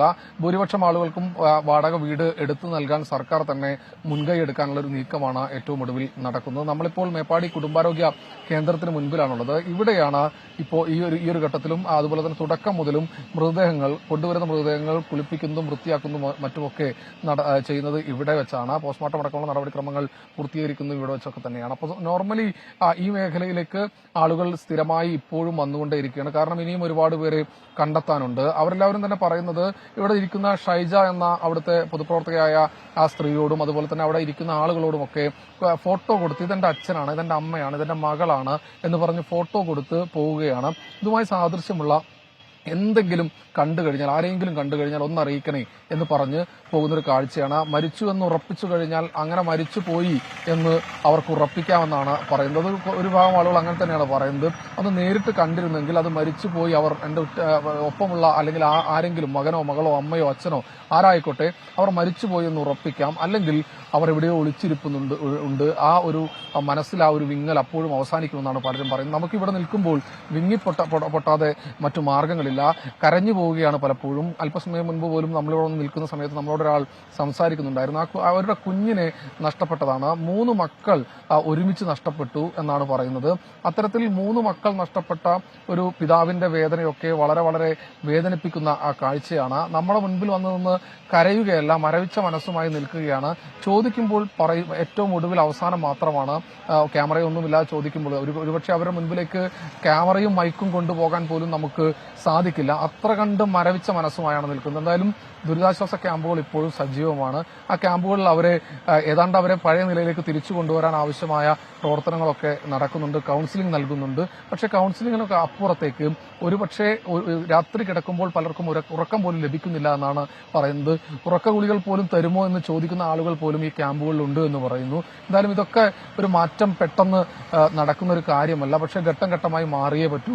അതിന് സർക്കാരിന്റെ പിന്തുണ വേണം. ആ പിന്തുണ ഉണ്ടാകും. 65 വീടുകൾ സജ്ജീകരിക്കാൻ ആവശ്യമായ നടപടിക്രമങ്ങളിലേക്ക് ആദ്യഘട്ടത്തിൽ കടന്നിട്ടുണ്ട്. ബാക്കി ആളുകളെയും ഉടൻ തന്നെ ദുരിതാശ്വാസ ക്യാമ്പുകളിൽ നിന്ന് മാറ്റും എന്നാണ് അറിയിക്കുന്നത്. അതിനുശേഷം റീബിൽഡ് ചൂരൽമല, മുണ്ടക്കൈ, പുഞ്ചിരിമട്ടം എന്നീ ഘട്ടത്തിലേക്കും കടക്കുമെന്ന് സർക്കാർ അറിയിക്കുന്നുണ്ട്. എന്നാലും ജനകീയ തെരച്ചിൽ ഇനിയും തുടരണോ വേണ്ടയോ എന്നത് നേരത്തെ സജോ സൂചിപ്പിച്ചതുപോലെ ബന്ധുക്കളുടെ കൂടി നിർദ്ദേശപ്രകാരം മാത്രമേ ചെയ്യുകയുള്ളൂ എന്നാണ് മന്ത്രിമാർ പറയുന്നത്. നമ്മൾ സംസാരിക്കുമ്പോഴും അതാണ് പറയുന്നത്. റിയാലിറ്റി അവർക്ക് ബോധ്യപ്പെട്ട് കഴിഞ്ഞു. ഇന്ന് അവിടെ ചെന്നപ്പോൾ തന്നെ റിയാലിറ്റി അവർക്ക് ബോധ്യപ്പെട്ട് കഴിഞ്ഞു. പലരും വിങ്ങിപ്പൊട്ടുന്ന ഒരു കാഴ്ച കണ്ടു. പക്ഷേ അതിനിടയിലും മനസ്സിന് സന്തോഷം നൽകുന്ന ചില കാഴ്ചകളും കണ്ടു. ആ മേഖലയിൽ ചൂരൽമല, മുണ്ടക്കൈ ഭാഗത്ത് നിന്ന് ലഭിച്ച ഒരു വീട്ടിൽ നിന്ന് പൂർണ്ണമായി പലരും നഷ്ടപ്പെട്ടിട്ടുണ്ട്. അവിടെ നിന്ന് ലഭിച്ച ഒരു പെട്ടിയിൽ നിന്ന് കുറച്ച് പണവും പാസ്പോർട്ട് അടക്കമുള്ള രേഖകളും ഡിവൈഎഫ്ഐ പ്രവർത്തകർക്കാണ് ലഭിച്ചത്. അത് ഡിവൈഎഫ്ഐ പ്രവർത്തകർ കൃത്യമായി തന്നെ ആ ഉടമയ്ക്ക് തിരിച്ചു നൽകി ഒരു കെട്ടുനോട്ടും പാസ്പോർട്ടും ഒക്കെ തിരിച്ചു നൽകുന്ന സന്തോഷകരമായ ഒരു ചിത്രം കണ്ടു. കഴിഞ്ഞ ദിവസം SYS പ്രവർത്തകർക്ക് കുറച്ച് 50ഓളം പവൻ വരുന്ന സ്വർണം തിരിച്ചു നൽകുന്ന കാഴ്ചയുണ്ട്. ഈ ദുരന്തത്തിനിടയിലും ഇവിടെ നിൽക്കുന്ന സമയത്ത് മനസ്സിന് സന്തോഷം നൽകുന്ന ചെറിയ കാര്യങ്ങളാണ്. എന്തായാലും വിങ്ങിപ്പൊട്ടാതെ ഒരു ഘട്ടത്തിൽ ഇവിടെ നിന്ന് നമുക്ക് റിപ്പോർട്ട് ചെയ്യാനാകില്ല. മനസ്സിന്റെ വേദന അറിയാതെ കണ്ണീരായി ഒഴുകിപ്പോവുകയാണ്. ടി.കെ. റിജിത്ത്. ശ്രീകുമാരനാണ് വിവരങ്ങൾ നൽകിയത്. അവിടെ ഈ സന്നദ്ധ പ്രവർത്തനത്തിൻ്റെ തെരച്ചിലിൻ്റെ ഒക്കെ ഭാഗമാകുന്നവരെ കൂടി ഈ ഘട്ടത്തിൽ നമ്മൾ ഓർക്കുകയാണ്. ദിവസങ്ങൾക്ക് മുമ്പേ വന്നവരുണ്ട്, സംസ്ഥാനത്തിൻ്റെ വിവിധ ഭാഗങ്ങളിൽ നിന്ന് വന്നവരുണ്ട്. അവരൊക്കെ നമ്മുടെ ദൗത്യസംഘത്തോടൊപ്പം ചേർന്നുകൊണ്ട് സാധ്യമായ എല്ലാ രീതിയിലുള്ള സഹായവും ചെയ്തുകൊണ്ട് അവിടെ തെരച്ചിലിൻ്റെ ഭാഗമാകുന്നുണ്ട്. ഇപ്പോഴും സർക്കാരിൻ്റെ കണക്കിൽ 130-ലധികം പേർ മിസ്സിംഗ് എന്നുള്ളതാണ്. എന്തെങ്കിലും പ്രതീക്ഷയോടുകൂടി എന്തെങ്കിലും കണ്ടെത്താൻ കഴിയും എന്നുള്ളൊരു പ്രതീക്ഷയോടുകൂടി ക്യാമ്പുകളിൽ അല്ലാതെ ആ ദുരന്ത ഭൂമിയിൽ നിസ്സഹായരായി കഴിയുന്ന മനുഷ്യർ ഒരുപാട് പേരുണ്ട്. അവരുടെയൊക്കെ പ്രതികരണങ്ങൾ കൂടി നമുക്ക് മുമ്പിലേക്ക് എത്തുന്നുണ്ട്. ന്യൂസ് ഈവനിങ്ങിലേക്ക് വീണ്ടും വയനാട്ടിലെ ദുരന്ത ഭൂമിയിൽ 13ാം ദിവസവും നടന്ന തെരച്ചിൽ, ജനകീയ തെരച്ചിൽ, അതിൻ്റെ വിശദാംശങ്ങളൊപ്പം തന്നെ അവിടെ നിന്നുള്ള കാഴ്ചകൾ, പുതിയ വിവരങ്ങൾ, അതിലൂടെയൊക്കെയാണ് ഇന്നത്തെ ന്യൂസ് ഈവനിങ് കടന്നു പോകുന്നത്. മുണ്ടക്കൈ ഇപ്പോൾ കാണുമ്പോൾ തിരിച്ചറിയാനാകുന്നില്ല എന്ന് ജനകീയ തെരച്ചിലിൽ പങ്കാളികളാകാനെത്തിയ ദുരന്ത ബാധിതരുടെ ബന്ധുക്കൾ പറയുന്നു. മുണ്ടക്കൈ പള്ളി അടയാളമായുള്ളത് കൊണ്ട് മാത്രമാണ് ബന്ധുവിൻ്റെ വീട് തിരിച്ചറിഞ്ഞതെന്ന് കൽപ്പറ്റ സ്വദേശി മുഹമ്മദ് 24നോട് പറഞ്ഞു. ഉരുൾപൊട്ടൽ ഈ മേഖലയെ ഇങ്ങനെ തകർത്ത് കളയുമെന്ന് ഒരിക്കലും വിശ്വസിച്ചിരുന്നില്ല എന്ന് ജോസഫും കലേഷും പറയുന്നു. അലക്സ് റാം മുഹമ്മദിനോട് അവർ സംസാരിച്ചു. അതിലേക്ക്. മുണ്ടക്കൈ മേഖലയിൽ ഇന്നത്തെ ജനകീയ തെരച്ചിൽ ആരംഭിച്ചിട്ടുണ്ട്. ഈ ദുരന്ത ബാധിതർ, പ്രത്യേകിച്ച് ക്യാമ്പുകളിലേക്കൊക്കെ ഉള്ളവർ ഒരുപക്ഷെ വരുന്നുണ്ടാകുന്നതേ ഉള്ളൂ. അതിനു മുമ്പ് തന്നെ സന്നദ്ധ പ്രവർത്തകർ എത്തിയിട്ടുണ്ട്. ഫയർഫോഴ്സിൻ്റെ, അഗ്നിരക്ഷാ സേനയുടെ ഒപ്പം സിവിൽ ഡിഫൻസിൻ്റെ ഒക്കെ വോളണ്ടിയേഴ്സുണ്ട്, NDRFിൻ്റെ സേനാംഗങ്ങളുണ്ട്, ഫയർഫോഴ്സ് സേനാംഗങ്ങളുണ്ട്. വിവിധ ഇടങ്ങളിലുള്ള തിരച്ചിൽ പുരോഗമിക്കുന്നുണ്ട്. അത് ഈ പാറയിടുക്കുകൾക്കിടയിൽ, അതുപോലെ ചെളി കുമിഞ്ഞുകൂടിയ ഇടങ്ങളിൽ, വനഭാഗങ്ങളിലൊക്കെ തിരച്ചിൽ നടക്കുന്നുണ്ട്. അവർ കാര്യമായി തന്നെ ഇടപെടുന്നുണ്ട്. ഇതിൽ പ്രധാനപ്പെട്ട കാര്യം ഈ ഇന്നത്തെ ഈ ജനകീയ തെരച്ചിൽ ഭാഗമാകാൻ സന്നദ്ധതയുള്ള ഈ ക്യാമ്പുകൾ കഴിയുന്നവർക്ക് ഇവിടേക്ക് വരാം എന്നുള്ളതാണ്. മുണ്ടക്കൈ പള്ളിക്ക് സമീപം, മുസ്ലിം പള്ളിക്ക് സമീപമാണ് ഞാനുള്ളത്. ചില ബന്ധുക്കൾ, ഈ മേഖലകളിൽ താമസിച്ചിരുന്നവരുടെ ചില ബന്ധുക്കൾ ഇവിടെ എത്തിയിട്ടുണ്ട്. നേരത്തെ ഇവിടെ വന്നിരുന്ന സ്ഥലമാണോ? ഇത് ഞാൻ സ്ഥിരം എൻ്റെ ബന്ധുവീടാണിത്. ഇപ്പോൾ നമ്മൾ നിൽക്കുന്നത് ഇപ്പോൾ അതിൻ്റെ തറൻ്റെ മുകളിലാണ്. ഇത് ഞങ്ങളിവിടെ വന്ന് ഈ പള്ളി കണ്ടാൽ തന്നെ, ഈ പള്ളി ഉള്ളത് കൊണ്ടാണ് ഈ വീട് ഇവിടെ അങ്ങനെ ഉണ്ടായിരുന്നു എന്ന് തന്നെ ഞങ്ങൾക്ക് മനസ്സിലാകുന്നത്. അവരെ ജ്യേഷ്ഠൻ്റെ വീട് തൊട്ടപ്പുറമായിരുന്നു. ഒരുപാട് വീട് സാറേ, ഇതൊരു അങ്ങാടിയാണ്, മുണ്ടക്കൈ അങ്ങാടിയാണ്. പിന്നെ ചായക്കടകളുണ്ടായിരുന്നു. എല്ലാം ഒന്നും ഇപ്പോൾ കാണുന്നില്ല. പള്ളി ഉള്ളത് കൊണ്ട് ഞങ്ങൾക്ക് ഇത് ഇപ്പോൾ ഇവിടെ ആയിരുന്നു എന്ന് ഞങ്ങൾക്ക് ഇപ്പോൾ പറയാൻ പറ്റുള്ളൂ. ചേട്ടൻ ആരും നഷ്ടപ്പെട്ടു? ചെറിയച്ഛനും മകനും രണ്ടാളും നഷ്ടപ്പെട്ടു. ചെറിയച്ഛൻ്റെ വൈഫ് മാത്രം രക്ഷപ്പെട്ടു. അവരിപ്പോൾ ക്യാമ്പിൽ മേപ്പാടിയുണ്ട്. ബോഡി കിട്ടിയ നിലമ്പൂരാണ്. അപ്പോൾ ഐഡൻറ്റിഫൈ റിങ് ഉണ്ടായിരുന്നു, അതിൽ പേര് കണ്ടുപിടിച്ചിട്ടാണ് അങ്ങനെ നിലമ്പൂരിൽ നിന്ന് കൊണ്ടുവന്നത്. അപ്പോൾ ഞങ്ങളൊക്കെ ചെറുപ്പം മുതലേ ഇവിടെ വരുന്നതും കളിച്ച് വളർന്ന ആളുകളൊക്കെയാണ്. അട്ടമല, മുണ്ടക്കായ്, ചൂരന്മലയൊക്കെ വരുന്ന മനുഷ്യരൊക്കെ പറയുന്നത് ഈ ഭൂമിയാകെ മാറിപ്പോയി എന്നുള്ളതാണ്. വളരെ ദയനീയമാണ് ഇത് കാണുമ്പോൾ. ഇങ്ങനെയൊന്നും ആയിരുന്നില്ല, നല്ല പ്രകൃതി രമണീയമായ സ്ഥലമായിരുന്നു. പക്ഷേ ഇത് ഇത്ര ഈ ഭീകരത കാണുമ്പോൾ മനസ്സിന് വളരെയധികം സങ്കടമാണ്. ഈ വീടുകളിൽ താമസിച്ച് ഒരുവിധമെങ്കിലും രക്ഷപ്പെട്ട് ക്യാമ്പുകളിൽ എത്തിപ്പെട്ടവർ ഇവിടെ വന്ന് അവർ നൽകുന്ന സൂചന അനുസരിച്ച് ഈ തെരച്ചിൽ നടക്കട്ടെ എന്നുള്ളതാണ്. പക്ഷേ അവർക്ക് വന്ന് ഈ ഭൂമി കാണാനുള്ളൊരു മാനസികാവസ്ഥ അതിൽ പലർക്കും ഇല്ലെന്നാണ് മനസ്സിലാകുന്നത്. അങ്ങനെ ഒന്നാകെ തുടച്ച് നീക്കിയില്ലേ നാടില്ല. ഇത്രയും ദിവസമായിട്ടും വലിയ പ്രതീക്ഷയോടുകൂടി അന്ന് ജനകീയ തെരച്ചിൽ പല ആളുകളും ആയിരക്കണക്കിന് ആളുകളാണ് അന്ന് ഇവിടെ എത്തിയിരിക്കുന്നത്. ഒരു പ്രതീക്ഷ ഇപ്പോഴും ഞങ്ങൾക്കൊരു പ്രതീക്ഷകളുണ്ട്, ഞങ്ങൾക്ക് ബോഡി കിട്ടും, കാണാതായവരെ കിട്ടും എന്നുള്ള പ്രതീക്ഷയോടുകൂടിയാണ് ഞങ്ങൾ വന്നിരിക്കുന്നത്. ഈ സ്ഥലം തന്നെ ഐഡന്റിഫൈ ചെയ്യാൻ പറ്റുന്നില്ല, അത്രയധികം മാറിപ്പോയിട്ടുണ്ട്. അവിടെ നിന്ന് പൊട്ടിയിട്ട് നേരെ സ്ട്രൈറ്റ് ഇങ്ങോട്ട് വന്നിട്ട് വലിയ പാറയടക്കം ഇങ്ങോട്ട് ഇത്ര കയറി തീരെ മനസ്സിലാവുന്നില്ല. അത്ര മാറ്റങ്ങളോടെ സംഭവിച്ചിട്ടുണ്ട്. അത്തരത്തിൽ ഈ ജനകീയ തെരച്ചിലിൻ്റെ ഭാഗമാകാൻ ഇവിടെ എത്തിയവരാണ് അവർ ഈ അനുഭവം പറയുന്നത്. ചെറിയൊരു കൈത്തോട് മാത്രമായിരുന്നു, അതാണിങ്ങനെ രണ്ടായി പിളർന്ന രീതിയിൽ കാണുന്നത്. ഭൂമി രണ്ടായി പിളർത്തി ഇവിടെ നിന്ന് ഒഴുകി കടന്നുപോയത്, 3 ഗ്രാമങ്ങളെ ഒന്നാകെ തുടച്ചു നീക്കി കടന്നുപോയത്. അവരുടെ ബന്ധുക്കളൊക്കെ ഇവിടെ ഉണ്ടായിരുന്നു. ചിലർ ഈ അപകടം മുൻകൂട്ടി കണ്ട് മാറി താമസിച്ചതിനാൽ ജീവൻ തിരിച്ചു കിട്ടിയ ചിലരുണ്ട്. പക്ഷേ പലർക്കും ജീവൻ നഷ്ടപ്പെട്ടു, അവരുടെ വീടുകൾ നഷ്ടപ്പെട്ടു, സ്വത്തുവകകൾ നഷ്ടപ്പെട്ടു, എല്ലാം നഷ്ടപ്പെട്ടവരാണ്.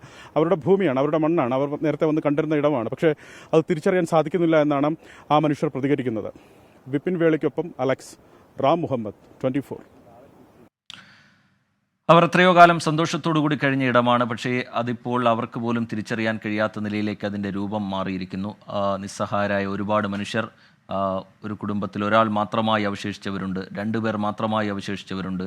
ഇനി ജീവിതം എങ്ങനെ മുന്നോട്ട് കൊണ്ടുപോകണമെന്നറിയാതെ നിസ്സഹായരായി നിൽക്കുന്നവരുണ്ട്. അങ്ങനെ ഒരുപാട് മനുഷ്യരെ ആ ദുരന്ത ഭൂമിയിൽ നമുക്ക് കാണാൻ കഴിയും. വിപിൻ സി വിജയൻ കൂടി നമുക്കൊപ്പം ചേരുന്നുണ്ട് വിവരങ്ങളുമായി. ബേലിപ്പാലത്തിന് സമീപത്ത് നിന്നാണ് വിപിൻ സി വിജയൻ ചേരുന്നതെന്ന് മനസ്സിലാക്കുന്നു. വിപിൻ, ഇന്ന് ഏതൊക്കെ മേഖലകളിലൂടെ സഞ്ചരിച്ചിരുന്നു?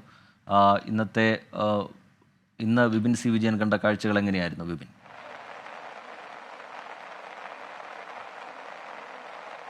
റിജിത്ത്, ചൂരൽമല പ്രദേശത്താണ് ഇപ്പോഴുള്ളത്. ഒരു ഉച്ച മുതൽ തന്നെ ഈ ഒരു പ്രദേശത്താണ് ഉണ്ടായിരുന്നത്. പക്ഷേ അപ്പോഴത്തെ ഒരു കാലാവസ്ഥയല്ല, തീർത്തും പ്രതികൂലമായിരിക്കുന്നു. ഓരോ നിമിഷം കഴിയും തോറും മഴയുടെ ശക്തി കൂടിക്കൂടി വരുന്നു എന്നുള്ളതാണ്. ആ ഒരു അസ്വസ്ഥതപ്പെടുത്തുന്ന ഒരു ഭീകരത, ആ ഒരു സാഹചര്യത്തിലേക്ക് നിലവിലെ സ്ഥിതി മാറുകയാണ്. അതുകൊണ്ട് തന്നെ ബെയിലിപ്പാലത്തിനപ്പുറത്തേക്ക് ഇപ്പോൾ ഒരാളെ പോലും കടത്തിവിടുന്നില്ല. ഇതിലൂടെ ഒഴുകിയിരുന്ന, ഈ വഴിമാറി ഒഴുകിയിരുന്ന പുഴയിലെ ജലനിരപ്പ് ഓരോ നിമിഷം കഴിയും തോറും കൂടി വരുന്നു അങ്ങനെ ഒരു കാഴ്ചയാണ് കാണാൻ കഴിയുന്നത്. അതിനർത്ഥം മുകളിൽ ഇതിനേക്കാൾ കൂടുതൽ മുണ്ടക്കൈ അല്ലെങ്കിൽ ഈ ഒരു പ്രഭാവ കേന്ദ്രം, ഈ ദുരന്തത്തിന്റെ ഉണ്ടായ പ്രദേശങ്ങളിലൊക്കെ അതിശക്തമായിട്ടുള്ള മഴ ഇപ്പോഴും പെയ്യുന്നു എന്നുള്ളത് തന്നെയാണ്. അതുകൊണ്ട് തന്നെ ഇവിടെ ജലനിരപ്പ് ഉയരുന്നുണ്ട്. മുകളിൽ കൂടുതൽ മഴ പെയ്തു കഴിഞ്ഞാൽ വീണ്ടും ഒരു മണ്ണിടിച്ചിലോ ഉരുൾപൊട്ടലോ ഉണ്ടാകാനുള്ള സാധ്യത തള്ളിക്കളയാനാകില്ല എന്നുള്ളത് കൊണ്ടാണ് ഇന്നത്തെ തിരച്ചിൽ അതിവേഗം നിർത്തുകയും ഒപ്പം തന്നെ ആ പ്രദേശത്തേക്ക് എല്ലാവരെയും ഒഴിവാക്കുകയും ചെയ്തത്. ഞാനിപ്പോൾ ഉള്ളത് ബെയിലിപ്പാലമാണ്. ഈ ബെയിലിപ്പാലത്തിനപ്പുറത്തേക്ക് ആളുകളെ കടത്തിവിടുന്നില്ല. അതിനപ്പുറത്തേക്ക് നമുക്ക് ദൃശ്യങ്ങളിൽ കാണാം കുറേ പശുക്കൾ നിൽക്കുന്നത്, അനാഥരാക്കപ്പെട്ട പശുക്കൾ നിൽക്കുന്നത്. അവയ്ക്ക് എങ്ങോട്ടേക്കും പോകാനില്ല, ഉടമസ്ഥരുണ്ടോ ഇല്ലയോ എന്നൊന്നും അറിയില്ല. അതുകൊണ്ട് തന്നെ അവയെ ആർക്കെങ്കിലും ഏറ്റെടുക്കുന്ന അടക്കമുള്ള നടപടികൾ ഒരു അതിവേഗമാക്കിയാൽ അവയുടെ ഭക്ഷണ കാര്യത്തിലെങ്കിലും ഒരു കാര്യമുണ്ടാകും. ഇപ്പോഴും ഈ മഴ മുഴുവൻ കൊണ്ട് അവ എങ്ങോട്ടേക്ക് പോകണമെന്നറിയാതെ നിൽക്കുന്ന വളരെ ദയനീയമായിട്ടൊരു കാഴ്ചയാണ് ചൂരൽമലയിൽ നിന്ന് ഈ നിമിഷം റിപ്പോർട്ട് ചെയ്യാനുള്ളത്. പല ആളുകളും ഇന്ന് വന്നിരുന്നു ഈ പ്രദേശത്തേക്ക് തിരച്ചിലിനായും ഒക്കെ. പലരും അവർക്ക് ഈ സ്ഥലം കണ്ടിട്ട് മനസ്സിലാകുന്നില്ല, എന്താണ് ചെയ്യേണ്ടതെന്ന് അറിയുന്നില്ല, എവിടെയാണ് തിരയേണ്ടതെന്ന് അറിയുന്നില്ല. അപ്പോഴേക്കും മഴ എത്തുകയും അവരെല്ലാം തിരിച്ചു പോവുകയും ചെയ്തു. ഇങ്ങനെയായോ ഞങ്ങളുടെ പ്രദേശം എന്നുള്ള വല്ലാത്തൊരു വേദനയിലുണ്ട്. പലരും തിരിച്ചു പോയിട്ടില്ല, പലരും ഈ സ്ഥലങ്ങളിലൊക്കെയായി നിൽക്കുകയാണ്. ഇതിനോട് ചേർന്നിട്ടുള്ള കടമുറികൾ ഉണ്ടായിരുന്ന പ്രദേശത്തൊക്കെ ഈ മഴയൊന്ന് ഒഴിഞ്ഞു പോട്ടെ എന്ന് കരുതി കയറി നിൽക്കുകയാണ് പല ആളുകളും. ഇതാണ് ഇപ്പോൾ ചൂരൽമലയിൽ നിന്നുള്ള ഒരു കാഴ്ച. ഇന്ന് രാവിലെ ഞാനിവിടെ വന്നപ്പോൾ തിരച്ചിൽ നടത്തിയിരുന്ന ഒരു ചേട്ടനാണിത്. മുണ്ടക്കൈ പ്രദേശത്തായിരുന്നില്ല? പുഞ്ചിരിമട്ടം അവിടെ തിരച്ചിലിന് വന്നതായിരുന്നു. അവിടെ സാധനങ്ങൾ നോക്കാൻ വേണ്ടി വന്നതാ. നമ്മൾ ഉടുത്ത ഡ്രസ്സോടെ പോയതാണ് ഇവിടെ നിന്ന്. തിങ്കളാഴ്ച ഇവിടെ നിന്ന് ഉടുത്ത ഡ്രസ്സോടെ ആസ്പത്രിയിൽ പോയതാണ്. അപ്പം വൈകിട്ട് ഒരു ചെറിയൊരു പന്തികേട് തോന്നി ഞങ്ങൾ അങ്ങോട്ട് പോയില്ല. ഒരാളിവിടെ ഉണ്ടായിരുന്ന ആ ആളിനെ കൂട്ടിക്കൊണ്ടുപോയി. രാത്രി ആയപ്പം പിന്നെ ഒന്നും അറിയാൻ വീടൊന്നുമില്ല. അവിടെ ഒരു 4-5 പാറ മാത്രമേ ഉള്ളൂ. ബാക്കിയെല്ലാം ഞങ്ങൾ കൊടുത്തിരുന്ന വസ്ത്രമല്ലാതെ വേറെ ഒരു സാധനവും ഞങ്ങളെ കൈവശമില്ല. ഞങ്ങളെ വീട്ടിലെല്ലാം സുരക്ഷിതരാണ്. എൻ്റെ വൈഫിൻ്റെ 2 അമ്മാവന്മാരും അവരെ ഒരു വൈഫ് കുട്ടിയും, അങ്ങനെ 4 പേര് സ്പോട്ടിൽ തന്നെ പോയി. പിന്നെ 2 പേര് ആശുപത്രിയിലാണ്. 2 പേരൊക്കെ ഒരു മുത്തച്ഛയാണ്. അവരെ ഒന്നും കാണാൻ പറ്റിയില്ല. ഒന്നും മരവും കല്ലും പാറയും അല്ലാതെ വേറെ ഒന്നും കാണാനൊന്നും പറ്റില്ല. ഞങ്ങളെ ഫർണിച്ചർ എല്ലാം പീസായിട്ട് PC വെച്ചിട്ടുണ്ട്. അവിടുന്ന് കിട്ടിയതെന്ന് വെച്ചാൽ ഒരു ഫോട്ടോ മാത്രമേ ഉള്ളൂ, ബാക്കി എല്ലാം പോയി. ഒരു അളിയച്ചാര ഒരു ഫോട്ടോ മാത്രമേ കൈ കിട്ടിയുള്ളൂ. ഈ ഒരു ഫോട്ടോ മാത്രമേ കിട്ടൂ. അത് അളിയൻ്റെ ഫോട്ടോ ആണ്. അവൻ എയർപോർട്ടിൽ ജോലി ചെയ്യുന്നത്, എയർ ഇന്ത്യ കോഴിക്കോട്. അവൻ്റെ ഫോട്ടോയാണ്. അവരൊക്കെ അവിടെ അതിനെ കൊണ്ട് വലിയതായിട്ട് മാത്രമാണോ വീടിരുന്ന പ്രദേശത്ത് കിട്ടിയത് ഇത് മാത്രമേ ഉള്ളൂ. വേറെ ഒന്നും ഒരു സാധനവും കിട്ടിയിട്ടില്ല. പിന്നെ ഒരു ടോർച്ച് കിട്ടി, ഞാനത് അവിടെ തന്നെ ഉപേക്ഷിച്ച് കുഞ്ഞു പോകുന്നു. ഇനി അത് കൊണ്ടുപോയിട്ടൊന്നും ഇതൊക്കെ അല്ല. പിന്നെ ഒരു ഫോട്ടോ അതിനെ കൊണ്ട് അങ്ങനെ അതെടുത്ത് ഇഞ്ഞു പോകുന്നതല്ലാതെ വേറെ. എൻ്റെ പേര് മാഹി. എൻ്റെ വൈഫിൻ്റെ വീടാണ് അത്. ഞങ്ങളൊരു ആവശ്യത്തിന് വന്നതിലാണ് അവരെ കൂട്ടിക്കൊണ്ട് ആശുപത്രിയിൽ പോയത്. മകളെ ഒരു കയ്യിലൊരു ഫ്രാക്ചർ ആയതുകൊണ്ട് ഇവിടെ മേപ്പാടി ആശുപത്രിയിൽ കാണിക്കാൻ വന്നതാണ്. എൻ്റെ വൈഫ് ജോലി ചെയ്യുന്ന ആരീഷൻ കമ്പനിയിലാണ്. ഞാൻ ജോലി ചെയ്യണത് അമ്പലവയലാണ്. ഞാൻ പെയിൻറ്ററാണ്. എൻ്റെ ഒരു അളിയനോട് ഉണ്ട് പെയിൻറ്ററാണ്. അത് ഞങ്ങൾ തന്നെ ഒരു 10-80,000 രൂപ വരെ മെറ്റീരിയൽസ് തന്നെ പണിത്ത സാധനങ്ങളും എല്ലാം പോയി. ഇതുപോലെ ഈ മഹിൻചേട്ടനെ പോലുള്ള എത്രയോ ആളുകൾ ഇതുപോലെ വന്ന വീടിരുന്ന പ്രദേശവും അതൊന്നും മനസ്സിലാകാതെ തിരിച്ചുപോയായിരുന്നു. എന്താണ് ചെയ്യേണ്ടത്? പലരുടെയും കണ്ണീര് പോലും വറ്റിയിരിക്കുന്നു. അതാണ് നിലവിലുള്ള സ്ഥിതി. കാരണം ഒരു മരവിപ്പല്ലാതെ മറ്റൊന്നുമില്ല. അവിടെയാണ് വീണ്ടും മഴ പെയ്ത് ഇങ്ങനെ പേടിപ്പിക്കുന്നത് എന്നുള്ള ഒരു കാര്യം കൂടിയുണ്ട്. ഇപ്പോൾ ഇന്ന് മഴ പെയ്തതോടുകൂടി ഇന്നത്തെ തിരച്ചിലും അവസാനിപ്പിച്ചു. അങ്ങനെ ഏത് വഴിക്ക് നോക്കിയാലും ഒരു പ്രതികൂല സാഹചര്യം വരുന്ന ഒരു അവസ്ഥയാണ്. ഇത് അതിജീവിക്കേണ്ടതുണ്ട്. ഇന്ന് ഈ ചൂരൽമല പ്രദേശത്ത് തിരച്ചിൽ നടത്തിയ സന്നദ്ധ പ്രവർത്തക കൂട്ടത്തിലുണ്ടാണ്. ഇനി ഈ പ്രദേശത്ത് നമ്മൾ പലതവണ തിരഞ്ഞതാണ് ഈ ഒരു വേലിപ്പാലത്തിന് സമീപം തന്നെ. ഇപ്പം എന്താണ് അവിടെ നിന്ന് തിരയുമ്പോൾ ഉണ്ടാവുന്നത്? ഇന്ന് നമ്മൾ രാവിലെ 8:30 മണിക്ക് തുടങ്ങിയതാണ്. പക്ഷേ കൂടുതലായിട്ട് ഈ സൈഡിൽ നിന്ന് പള്ളീൻ്റെ സൈഡിൽ നിന്ന് അങ്ങനെ കൂടുതലായിട്ട് കാണാൻ പറ്റിയില്ല. എന്തായാലും 150 മുകളിൽ ബോഡി ഇനി ഉണ്ട് എന്നാണ് പറയുന്നത്. പക്ഷെ ഇതുവരെയായിട്ട് അങ്ങനത്തെ ഇനി സെർച്ച് ചെയ്യൽ അത്ര സക്സസ് ആവുമെന്ന് തോന്നുന്നില്ല. സാധ്യത കുറവാണ്. അതുപോലെ കൂടുതലായിട്ട് നമ്മളിന്ന് അങ്ങനെ ഒരു സ്മെല്ലുണ്ടായിട്ട് ഇങ്ങനെ ഒരു സ്ഥലത്ത് ജെസ്സി വെച്ച് ചെയ്ത് നോക്കുമ്പോൾ പക്ഷെ കിട്ടിയില്ല. ഒരു അരമണിക്കൂറോളം അതിന് മെനക്കിട്ടു. പക്ഷെ എന്നിട്ടും കിട്ടിയില്ല. ഒരു ബോഡി കണ്ടെത്താൻ പറ്റിയില്ല. ഇപ്പം ഇനി അങ്ങോട്ടേക്കുള്ള സാധ്യത വളരെ സ്മെല്ലുണ്ടെന്ന് പറയുന്ന ഭാഗത്ത് തിരയുമ്പോൾ ഇപ്പോൾ ഒന്നും കിട്ടുന്നില്ലല്ലേ? പിന്നെ ഇനി അങ്ങോട്ടുള്ള സാധ്യത വളരെ ദുഷ്കരമാണ് കിട്ടാനുള്ള. ശരി, വിപിൻ സി വിജയനാണ് അവിടെ നിന്നുള്ള വിവരങ്ങൾ പങ്കുവെച്ചുകൊണ്ടിരുന്നത്. വളരെ പ്രധാനപ്പെട്ട ഒരു വാർത്ത ഇപ്പോൾ പുറത്തു വരുന്നുണ്ട്. ആലപ്പുഴ തകഴി കുന്നുമ്മയിൽ കുഴിച്ചിട്ടെന്ന് സംശയിക്കുന്ന നവജാത ശിശുവിന്റെ മൃതദേഹം കണ്ടെത്തിയിരിക്കുന്നു. കൊല്ലനാടി പാടശേഖരത്തിന്റെ തെക്കേ ബണ്ടിന് സമീപത്തു നിന്നാണ് മൃതദേഹം കണ്ടെത്തിയിരിക്കുന്നത്. ശ്യാംകുമാർ ചേരുന്നുണ്ട് വിവരങ്ങളുമായി ആലപ്പുഴയിൽ നിന്ന്. ശ്യാം, എന്താണ് പുതിയ വിവരങ്ങൾ? മൃതദേഹം കണ്ടെത്തിയിരിക്കുന്നു, അത് പ്രധാനമാണ്. ഒന്നാം പ്രതി ആ സ്ഥലം കാണിച്ചു കൊടുത്തു എന്ന് മനസ്സിലാക്കുന്നു. വിശദാംശങ്ങൾ എന്താണ് ശ്യാംകുമാർ?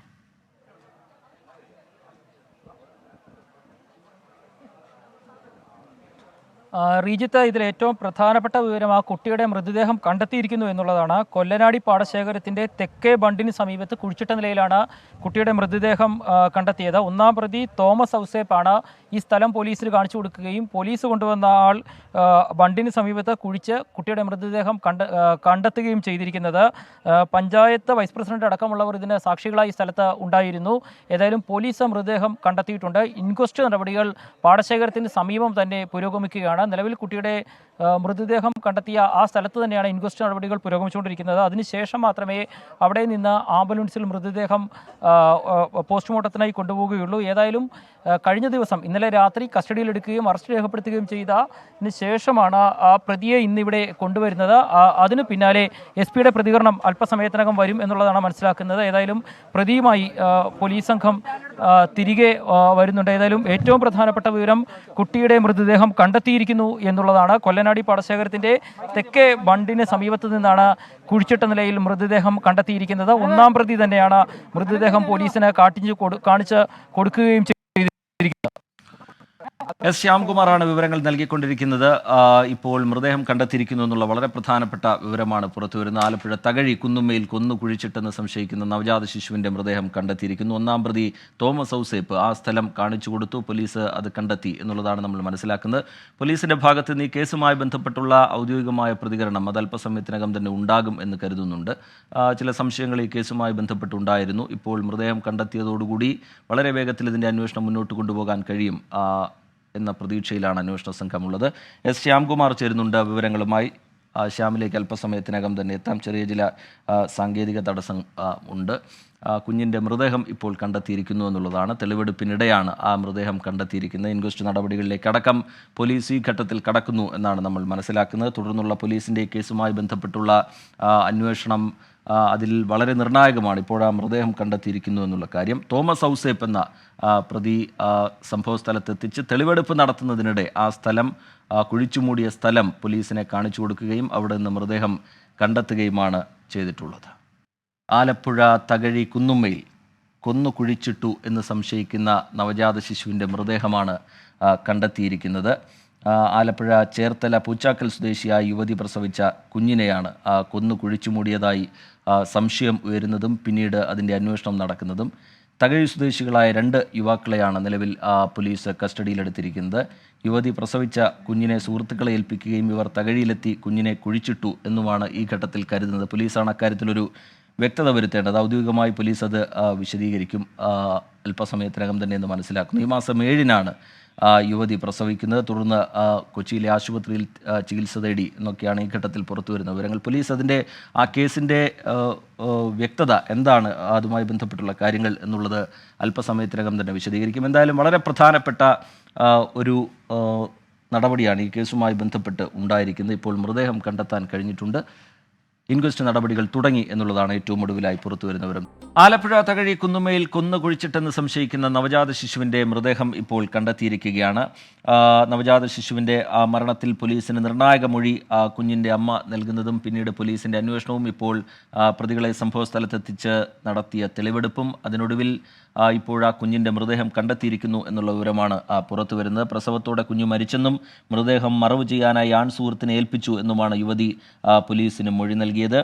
2 യുവാക്കളാണ് നിലവിൽ പോലീസിൻ്റെ കസ്റ്റഡിയിൽ ഉള്ളത്. 2 പേരാണ് ഇപ്പോൾ പോലീസിൻ്റെ കസ്റ്റഡിയിലുള്ളത്.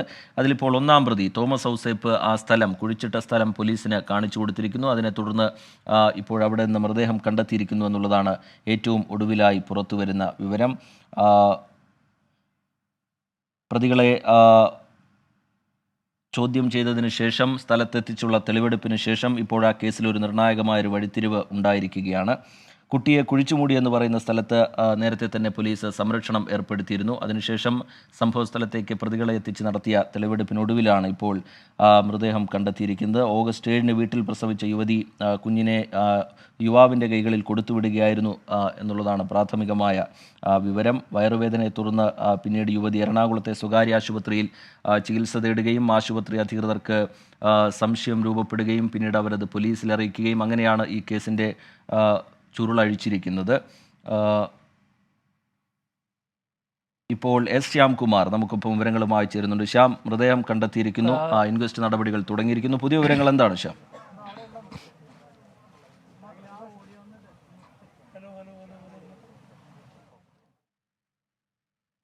ഇപ്പോൾ SP ഉൾപ്പെടെയുള്ളവർ സ്ഥലത്ത്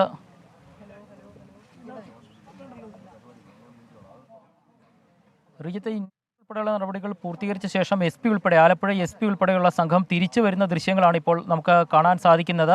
കുട്ടിയുടെ മൃതദേഹം കൊല്ലനാടി പാടശേഖരത്തിൻ്റെ തെക്കേ ബണ്ടിന് സമീപത്ത് നിന്ന് കണ്ടെത്തിയെന്നുള്ളതായിരുന്നു അല്പസമയം മുമ്പ് സ്ഥിരീകരിക്കാൻ കഴിഞ്ഞിരുന്ന വിവരം. ഏതായാലും ആ നടപടിക്രമങ്ങൾ പൂർത്തിയാക്കിയ ശേഷം ആലപ്പുഴ SP-യുടെ നേതൃത്വത്തിലുള്ള പോലീസ് സംഘം തിരികെ വരുന്നുണ്ട്. ഏതായാലും SP ചൈത്ര തെരേസ ജോൺ മാധ്യമങ്ങളോട് ഈ കേസുമായി ബന്ധപ്പെട്ടുള്ള കാര്യങ്ങൾ പ്രതികരിക്കുമെന്നുള്ളതാണ് നമുക്ക് പ്രതീക്ഷിക്കാവുന്നത്. അല്പസമയത്തിനകം തന്നെ ഈ കേസിൽ എന്താണ് സംഭവിച്ചത് എന്നതടക്കമുള്ള കാര്യങ്ങൾ ഒരു വ്യക്തത വരും. SP അടക്കമുള്ള ഉദ്യോഗസ്ഥർ ഇങ്ങോട്ട് എത്തുന്നുണ്ട്. ഏതായാലും പ്രതിയെ ഇപ്പോൾ ഈ കൂട്ടത്തിൽ ഇങ്ങോട്ട് SP-യുടെ ഉൾപ്പെടെയുള്ള ഉദ്യോഗസ്ഥരുടെ കൂട്ടത്തിൽ വരുന്നതിൽ പ്രതിയില്ല. ഏതായാലും SP അല്പസമയത്തിനകം, ഏതായാലും നിമിഷങ്ങൾക്കകം മാധ്യമങ്ങളോട് പ്രതികരിക്കും. ഏതായാലും ഈ കേസുമായി ബന്ധപ്പെട്ട SP-യുടെ പ്രതികരണത്തിലേക്ക് തന്നെ പോകാവുന്നതാണ്. പോസ്റ്റ്മോർട്ടം കൊലപാതകമാണോ അതോ അത് അറിയില്ല, നമുക്ക് തീരുമാനിക്കാൻ സമയമായിട്ടില്ല. ആയിരുന്നു കുഴിച്ചിട്ട നിലയിൽ തന്നെ. അതെ അയാൾ തന്നെ കാണിച്ചത്. അതെ, നമ്മളുടെ ഒരു അസംഷനിൽ ഒരു മോർ ദാൻ 2 days എന്തായാലും ആയിട്ടുണ്ട്. അതിപ്പോൾ വിശദീകരിക്കുന്നത് ഞങ്ങൾ പ്രസ് നോട്ടായിട്ട് തരുന്നതായിരിക്കും കുറച്ചുകൂടെ ബെറ്റർ. അതെ അതെ അതെ, നമ്മുടെ അടുത്ത് 2 പേര് കസ്റ്റഡി ഉണ്ട്. അതെ അതെ, കൊലപാതകമാണോ അല്ലേ എന്നുള്ളത് നമുക്കത് പരിശോധിച്ച് കുറച്ചുകൂടെ കഴിഞ്ഞിട്ടേ പറയാൻ കഴിയുള്ളൂ. ഇപ്പോൾ കുറച്ചും കൂടെ കഴിഞ്ഞിട്ടേ പറയാൻ കഴിയുള്ളൂ. ഇപ്പം ആധികാരികമായിട്ട് പറയാൻ കഴിയുന്ന ഒരു സിറ്റുവേഷൻ. രണ്ടുപേരാണ്. അതെ. പെൺകുട്ടിയുടെ അവസ്ഥ എന്താണ്? പെൺകുട്ടി സർവൈലൻസിലാണ്. ആലപ്പുഴയ്ക്ക് കൊണ്ടുപോകും. അതെ അതെ, കൊണ്ടുപോകും. പ്രതി കാണിച്ചിരുന്ന സ്ഥലത്ത് തന്നെയായിരുന്നു. ആയിരുന്നു. അതെ അതെ, ഉണ്ടായിരുന്നു.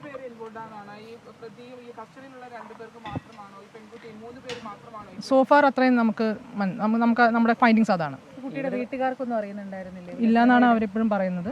സത്യമാണെന്ന് തന്നെ സോഫാർ നമുക്ക് അതിൻ്റെ സംശയിക്കേണ്ട കാര്യം തോന്നിയിട്ടില്ല. അത് ഇൻവെസ്റ്റിഗേഷൻ വേറെ വരുമോ എന്നുള്ളത് അറിയില്ല. ഇല്ല, അതിപ്പം അത് റെലവൻ്റ് ആയിട്ടുള്ള ഈ സമയത്ത് റെലവൻ്റ് ആയിട്ടുള്ള ഒരു കാര്യമല്ല എന്ന് തോന്നുന്നു.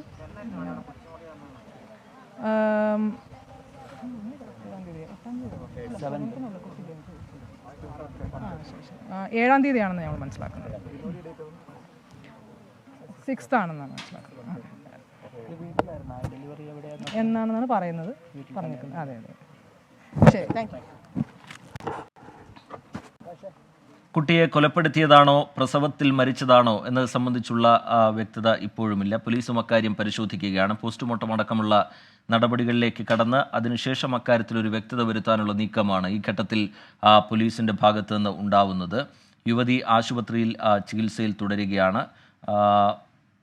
ഗർഭിണിയാണ് എന്നുള്ള വിവരം ഇവർ വീട്ടുകാരെ അറിയിച്ചിരുന്നില്ല എന്നാണ് ഈ ഘട്ടത്തിൽ മനസ്സിലാക്കുന്നതെന്നാണ് പോലീസ് പറയുന്നത്. നിലവിൽ കസ്റ്റഡിയിലുള്ള 2 പേർ, ആ യുവതി, 3 പേരുടെ പങ്കാളിത്തം മാത്രമാണ് ഈ ഘട്ടത്തിൽ ഈ കേസുമായി ബന്ധപ്പെട്ടുള്ളത് എന്നാണ് നിലവിൽ കണ്ടെത്താൻ കഴിഞ്ഞത് എന്നാണ് പോലീസ് വിശദീകരിക്കുന്നത്.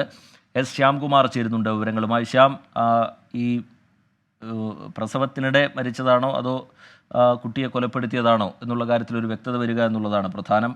അതിനായുള്ള നടപടികളിലേക്ക് പോലീസ് കടക്കുന്നുണ്ട്. അത് നേരത്തെ SP വിശദീകരിക്കുകയും ചെയ്തു. പോലീസിൻ്റെ തുടർ നീക്കം എങ്ങനെയായിരിക്കും ശ്യാം?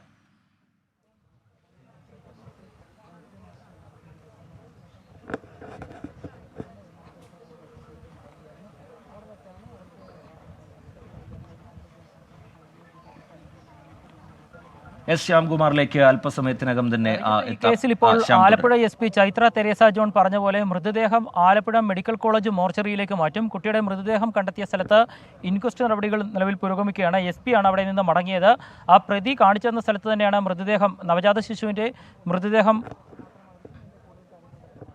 നവജാത ശിശുവിൻ്റെ മൃതദേഹം പ്രതി കാണിച്ചു തന്ന സ്ഥലത്ത് തന്നെയാണ് ഉണ്ടായിരുന്നത് എന്നുള്ളത് SP തന്നെ വ്യക്തമാക്കിയിട്ടുണ്ട്. ഇത് ഒരു കൊലപാതകമാണോ, സ്വാഭാവിക മരണം ഉണ്ടായ ശേഷം ഈ കുട്ടിയുടെ മൃതദേഹം കുഴിച്ചിട്ടതാണോ എന്നുള്ളത് പോസ്റ്റ്മോർട്ടത്തിന് ശേഷം മാത്രമേ വ്യക്തമാകൂ എന്നുള്ളതാണ് SP വ്യക്തമാക്കുന്നത്. അത് സ്വാഭാവികമായും പോസ്റ്റ്മോർട്ടത്തിന് ശേഷം പോലീസിന് ലഭിക്കേണ്ട വിവരമാണ്. ഏതായാലും ഈ കുട്ടിയുടെ അമ്മ നിലവിൽ പോലീസിൻ്റെ നിരീക്ഷണത്തിൽ തുടരുകയാണ്. 2 പേരാണ് കസ്റ്റഡിയിൽ ഈ കേസിലുള്ളത് എന്നുള്ളത് SP വ്യക്തമാക്കിയിട്ടുണ്ട്. അതിൽ 1-ാം പ്രതിയാണ് ഇങ്ങോട്ട് കൊണ്ടുവന്നിരുന്നത് തെളിവെടുപ്പിന്. അയാൾ തന്നെയാണ് ഈ സംഭവ സ്ഥലം കാണിച്ചു കൊടുക്കുകയും കുട്ടിയുടെ മൃതദേഹമുള്ള സ്ഥലം പോലീസിനെ വ്യക്തമാക്കി കാണിച്ചു കൊടുക്കുകയും ചെയ്തു. അവിടെ നിന്ന് തന്നെയാണ് കുട്ടിയുടെ മൃതദേഹം, അതായത് കൊല്ലനാടി പാടശേഖരത്തിൻ്റെ തെക്കേ ബണ്ടിന് സമീപത്തു നിന്നാണ് ഈ മൃതദേഹം ഈ പ്രതി കുഴിച്ചിട്ടു എന്ന് പോലീസിനോട് വ്യക്തമാക്കിയത്. അവിടെ നടത്തിയ പരിശോധനയിൽ തന്നെയാണ് ഈ കുഞ്ഞിൻ്റെ മൃതദേഹം കണ്ടെത്തിയത്. ഏതായാലും പോലീസ് നൽകുന്ന വിവരപ്രകാരം ഇപ്പോൾ മൃതദേഹം ഇവിടെ നിന്ന് ഇൻക്വസ്റ്റ് നടപടികൾക്ക് ശേഷം ആലപ്പുഴ മെഡിക്കൽ കോളേജ് മോർച്ചറിയിലേക്ക് പോസ്റ്റ്മോർട്ടത്തിനായി കൊണ്ടുപോകും.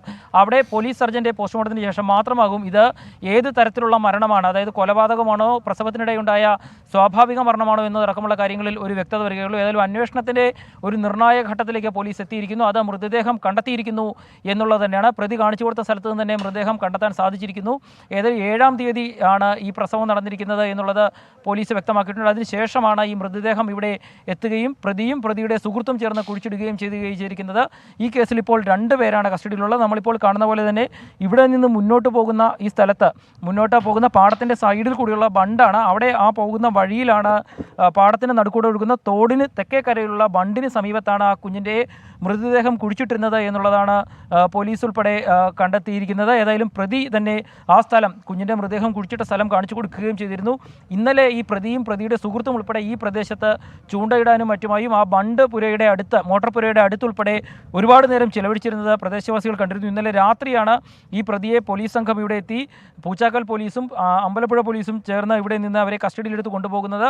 തുടർന്നുള്ള ചോദ്യം ചെയ്യലിലാണ് ഈ കേസുമായി ബന്ധപ്പെട്ടുള്ള വിവരങ്ങൾ പോലീസിന് ലഭ്യമായിരിക്കുന്നതും അല്പസമയം മുമ്പ് ജില്ലാ പോലീസ് മേധാവി പറഞ്ഞതുപോലെ ആ മൃതദേഹം അവിടെ നിന്ന് കണ്ടെത്തിയിരിക്കുന്നു എന്നുള്ള വിവരം സ്ഥിരീകരിച്ചിരിക്കുന്നത്. ഏതായാലും ആ കുട്ടിയുടെ മൃതദേഹം പോസ്റ്റ്മോർട്ടത്തിനായി ആലപ്പുഴ മെഡിക്കൽ കോളേജ് മോർച്ചറിയിലേക്ക് മാറ്റും. അതിനുശേഷം ആ റിപ്പോർട്ട് ലഭിച്ച ശേഷം മാത്രമാകും ഇത് ഒരു കൊലപാതകമായിരുന്നോ സ്വാഭാവിക മരണം, അതായത് പ്രസവത്തിനിടയിൽ സംഭവിച്ച മരണമായിരുന്നു എന്നുള്ളത് വ്യക്തമാകുകയുള്ളൂ. ഏതായാലും ആ പെൺകുട്ടി നിലവിൽ പോലീസിൻ്റെ നിരീക്ഷണത്തിൽ ആശുപത്രിയിൽ തുടരുന്നു എന്നുള്ള ഒരു വിവരം കൂടി SP പങ്കുവച്ചിട്ടുണ്ട്. ഏതായാലും വളരെ വിലപ്പെട്ട ചില തെളിവുകൾ പോലീസിന് ലഭ്യമായിരിക്കുന്നു. മൃതദേഹം കണ്ടെത്താൻ സാധിച്ചിരിക്കുന്നു.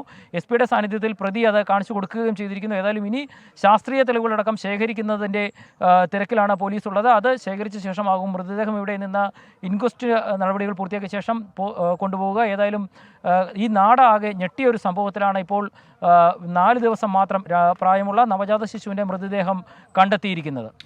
ശ്രീ S. ശ്യാംകുമാറാണ് സംഭവസ്ഥലത്ത് നിന്ന് വിവരങ്ങൾ നൽകിയത്. പോലീസിന്റെ നടപടികൾ പൂർത്തിയാക്കിയതിനു ശേഷം ആലപ്പുഴ മെഡിക്കൽ കോളേജ് മോർച്ചറിയിലേക്ക് ഈ നവജാത ശിശുവിന്റെ മൃതദേഹം മാറ്റും എന്നുള്ളതാണ് പോലീസ് അറിയിച്ചിരിക്കുന്നത്. പ്രസവത്തിനിടെയുള്ള മരണമാണോ അതോ കൊലപാതകമാണോ എന്നുള്ള കാര്യത്തിൽ ഒരു വ്യക്തത വരുത്തുക എന്നുള്ളതാണ് പോലീസ് ആലോചിക്കുന്നത്. അതിനായി പോസ്റ്റ്മോർട്ടം അടക്കമുള്ള നടപടികളിലേക്ക് കടക്കാൻ പോകുന്നു. വയനാട്ടിലെ ദുരന്ത മേഖലയിൽ ഇന്ന് രാവിലെ തുടങ്ങിയ ജനകീയ തെരച്ചിൽ അവസാനിപ്പിച്ചിരിക്കുന്നു. കനത്ത മഴയെ തുടർന്നാണ് തെരച്ചിൽ നേരത്തെ അവസാനിപ്പിച്ചത്. നേരത്തെ വൈകിട്ട് 5 മണിവരെ ജനകീയ തെരച്ചിൽ ഉണ്ടാകും എന്നായിരുന്നു അറിയിച്ചിരുന്നെങ്കിലും അതിശക്തമായ മഴ ഇപ്പോൾ ആ മേഖലയിൽ തുടരുകയാണ്. അതിനെ തുടർന്ന് ജനകീയ തെരച്ചിലിൻ്റെ ഭാഗമാകുന്നവരെയൊക്കെ അവിടെ നിന്ന് സുരക്ഷിതമായി മാറ്റിയിരിക്കുകയാണ്. വിപിൻ C. വിജയൻ ചേരുന്നുണ്ട് വിവരങ്ങളുമായി. വിപിൻ അവിടെ നിന്നുള്ള ദുരന്തഭൂമിയിലെ പ്രതികരണങ്ങൾ പങ്കുവെക്കുന്നതിനിടയിലാണ് ആലപ്പുഴ തകഴിയിലെ ആ നവജാത ശിശുവിൻ്റെ മരണവുമായി ബന്ധപ്പെട്ട പുതിയ വിവരങ്ങളിലേക്ക് നമ്മൾ പോയത്. അവരൊക്കെ വേദനയോടുകൂടി നിസ്സഹായരായി നിൽക്കുന്നത് നമുക്കവിടെ കാണാൻ കഴിയും. ഇനി ഈ ജനകീയ തെരച്ചിൽ തുടരുന്ന കാര്യത്തിൽ കൂടിയാലോചനകൾ ഏത് തരത്തിലാണ് ഉണ്ടാവുന്നത്? നാളത്തെ തെരച്ചിലിൻ്റെ സ്വഭാവം എങ്ങനെയായിരിക്കും? വിപിൻ C. വിജയനിലേക്ക് അല്പസമയത്തിനകം തന്നെ എത്താം. വയനാട്ടിലെ ദുരന്ത മേഖലയിൽ ഇന്ന് രാവിലെ തുടങ്ങിയ ജനകീയ തെരച്ചിൽ അവസാനിപ്പിച്ചിരിക്കുന്നു. 3 ശരീരഭാഗങ്ങളാണ് ഇന്ന് കണ്ടെത്താൻ കഴിഞ്ഞത്. പരപ്പൻപാറയിൽ നിന്നാണ് 3 ശരീരഭാഗങ്ങൾ ഇന്ന് കണ്ടെത്തിയിരിക്കുന്നത്. അവിടെ ഇന്നത്തെ തെരച്ചിൽ നേരത്തെ അവസാനിപ്പിച്ചിട്ടുണ്ട്. നേരത്തെ 5 മണി എന്ന് പറഞ്ഞിരുന്നെങ്കിലും കനത്ത മഴ അവിടെ തുടരുന്ന പശ്ചാത്തലമുണ്ട്. അതുകൊണ്ട് തെരച്ചിൽ ഏതാണ്ട് 3 മണിയോടുകൂടി അവസാനിപ്പിക്കുന്ന നിലയിലേക്ക് പോവുകയായിരുന്നു. 6 സോണുകളായി തിരിച്ചുള്ള പരിശോധനയാണ് അവിടെ നടക്കുന്നത്. പ്രേക്ഷകർക്കറിയാം, ഇന്ന് ആ മേഖലകളിലെല്ലാം ക്യാമ്പുകളിൽ കഴിയുന്നവരെ അടക്കം എത്തിച്ചുകൊണ്ട് അവർ ചൂണ്ടിക്കാണിക്കുന്ന പ്രദേശങ്ങളിൽ അവർ നൽകുന്ന വിവരങ്ങളുടെ അടിസ്ഥാനത്തിലുള്ള പരിശോധനയാണ് ഇന്നവിടെ നടന്നത്. വിപിൻ C. വിജയൻ നമുക്കൊപ്പം തുടരുന്നുണ്ട്. വിപിൻ, അവിടെ നിന്നുള്ള പ്രതികരണങ്ങൾ നമ്മൾ കണ്ടു. ഇനി ജനകീയ തെരച്ചിൽ തുടരുന്ന കാര്യത്തിലുള്ള കൂടിയാലോചനകൾ അതെങ്ങനെയാണ് നടക്കുന്നത്? നാളത്തെ തെരച്ചിൽ എങ്ങനെയായിരിക്കും വിപിൻ?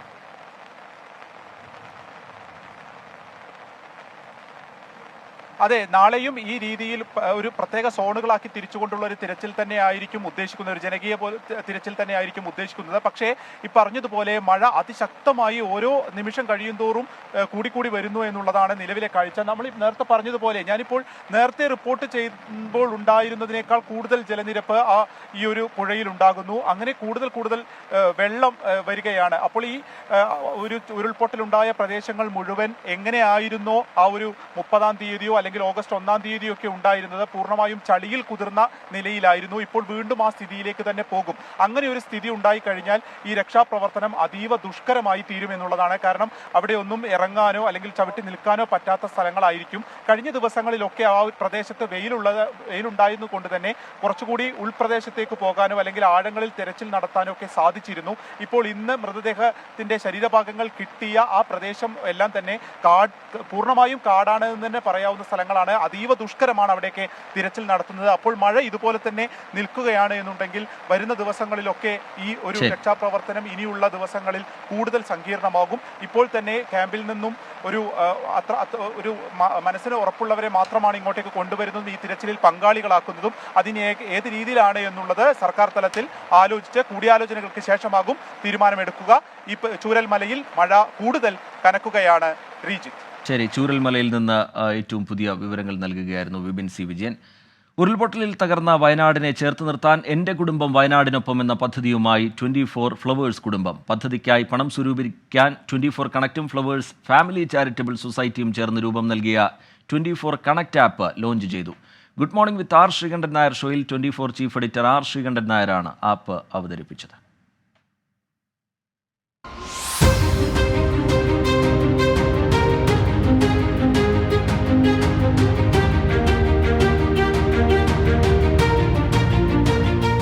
ഉരുൾപൊട്ടലിൽ തകർന്ന തകർന്ന വയനാടിനി അതിജീവനത്തിന്റെ നാളുകളാണ്. ദുരന്തബാധിതരുടെ അതിജീവനത്തിന് 24 ഫ്ലവേഴ്സ് ജീവനക്കാരുടെയും പ്രേക്ഷകരുടെയും കൈത്താങ്ങായി എന്റെ കുടുംബം വയനാടിനൊപ്പം എന്ന ബൃഹത് പദ്ധതി പ്രഖ്യാപിച്ചിരുന്നു. ഈ പദ്ധതിക്ക് പണം സ്വരൂപിക്കുന്നതിനായി 24 കണക്റ്റും ഫ്ലവേഴ്സ് ഫാമിലി ചാരിറ്റബിൾ സൊസൈറ്റിയും ചേർന്ന് രൂപം നൽകിയ ആപ്പാണ് ഇന്ന് അവതരിപ്പിച്ചത്. Good morning with R Sreekandan Nair ഷോയിൽ 24 ചീഫ് എഡിറ്റർ ആർ ശ്രീകണ്ഠൻ നായരാണ് ആപ്പ് അവതരിപ്പിച്ചത്. നമ്മൾ 24 കണക്ട് ഒപ്പമുണ്ട്. വയനാടിനെ നമ്മൾ അണച്ചു നിർത്തും. വയനാടിൻ്റെ ദുഃഖങ്ങൾ പങ്കിടാൻ നമ്മളൊപ്പം ഉണ്ടാകും. ഇനി അതിജീവനത്തിൻ്റെ നാളുകളാണ്. മുന്നോട്ടുള്ള യാത്രയിൽ വയനാട് ഒറ്റയ്ക്കല്ല. ലോകമെമ്പാടുമുള്ള പ്രേക്ഷകരും 24 ഫ്ലവേഴ്സ് ജീവനക്കാരും അതിഥികളും അവതാരകരും 24ൻ്റെയും ഫ്ലവേഴ്സിൻ്റെയും കലാകാരന്മാരും ഒക്കെ ഒന്നിച്ച് ഒരേ മനസ്സോടെ 24 കണക്റ്റിൻ്റെ കുടക്കീഴിൽ വയനാടിനായി ഒന്നിക്കുന്നു. നിങ്ങളുടെ എല്ലാം അനുവാദത്തോടെ ഈ മൊബൈൽ ആപ്പ് ഞാൻ പുറത്തിറക്കുന്നു. ഒന്നിച്ചു പോകാം, ഒന്നിച്ച് അതിജീവിക്കാം ഈ പ്രതിസന്ധിയെ. വയനാട്ടിലെ ദുരിതാശ്വാസ പ്രവർത്തനത്തിന്റെ ഭാഗമായുള്ള 24 കണക്റ്റിന്റെ എന്റെ കുടുംബം വയനാടിനൊപ്പം പദ്ധതിയെ മന്ത്രിമാർ സ്വാഗതം ചെയ്തു. ദുരന്തമുഖത്ത് 24 നടത്തിയ ഇടപെടൽ സർക്കാരിന് കരുത്തു പകർന്നുവെന്ന് മന്ത്രി AK ശശീന്ദ്രൻ. മനുഷ്യനെ രക്ഷിക്കാനുള്ള ഭഗീരഥ പ്രവർത്തനവുമായാണ് സർക്കാർ മുന്നോട്ട് പോകുന്നത്. ആ ശ്രമങ്ങളിൽ സുമനസ്സുകളുടെ എല്ലാം സഹായവും പിന്തുണയും ഞങ്ങൾ പ്രതീക്ഷിക്കുന്നുണ്ട്. സ്വാഭാവികമായും ആ കൂട്ടത്തിൽ സാധാരണ ജനങ്ങളോടൊപ്പം നിന്ന് ശീലമുള്ള 24ഉം പങ്കുചേരുന്നു എന്നത് ആഹ്ലാദകരമായ ഒരു കാര്യമാണ്, ആശ്വാസം നൽകുന്നൊരു കാര്യമാണ്. ദുരിതാശ്വാസ പ്രവർത്തനങ്ങൾക്കായി 24 കണക്ട് ആപ്പ് പുറത്തിറക്കിയതിനെ മന്ത്രി PA മുഹമ്മദ് റിയാസും അഭിനന്ദിച്ചു. 24 ന്യൂസ് തുടക്കം മുതലേ ഈ രക്ഷാദൗത്യ പ്രവർത്തനത്തിലെടുത്തൊരു സമീപനമുണ്ട്. പൊതുവേ മാധ്യമങ്ങളെല്ലാം എടുത്തതാണ്. 24 അതിൽ പ്രത്യേക അഭിനന്ദനം അർഹിക്കുന്നുണ്ട്. ഇപ്പോൾ ഈ ആപ്പ് എന്നുള്ള ഈ ഒരു കാഴ്ചപ്പാട് മുന്നോട്ട് വെച്ചിരിക്കുന്നു. അത് SKN ഉൾപ്പെടെ ശരീരം സ്റ്റുഡിയോയിലാണെങ്കിലും മനസ്സ് ഞങ്ങൾക്കൊപ്പം ഇവിടെ വയനാട്ടിലാണ് എന്നുള്ളത് തെളിയിക്കുകയാണ്. ഗൂഗിൾ പ്ലേ സ്റ്റോറിൽ നിന്ന് 24 കണക്ട് ആപ്പ് ഡൗൺലോഡ് ചെയ്യാം. ആൻഡ്രോയിഡ് ഫോണുകളിലാണ് നിലവിൽ ഇത് ലഭ്യമാകുക. വൈകാതെ തന്നെ ആപ്പിൾ സ്റ്റോറിലും ലഭിക്കും. സംഭാവനകൾ സുതാര്യമാക്കുന്നതിനായി ബാങ്കുകൾ നിർദ്ദേശിക്കുന്ന KYC രേഖകളിലൊന്ന് ആപ്പിൽ അപ്ലോഡ് ചെയ്യേണ്ടതുണ്ട്. News desk 24. വയനാടിന്റെ അതിജീവനത്തിനായി എല്ലാവർക്കും ഒരുമിച്ച് കൈകോർക്കാം. ഇന്നത്തെ ന്യൂസ് ഈവനിങ്ങിന്റെ സമയം ഇവിടെ പൂർത്തിയാവുകയാണ്.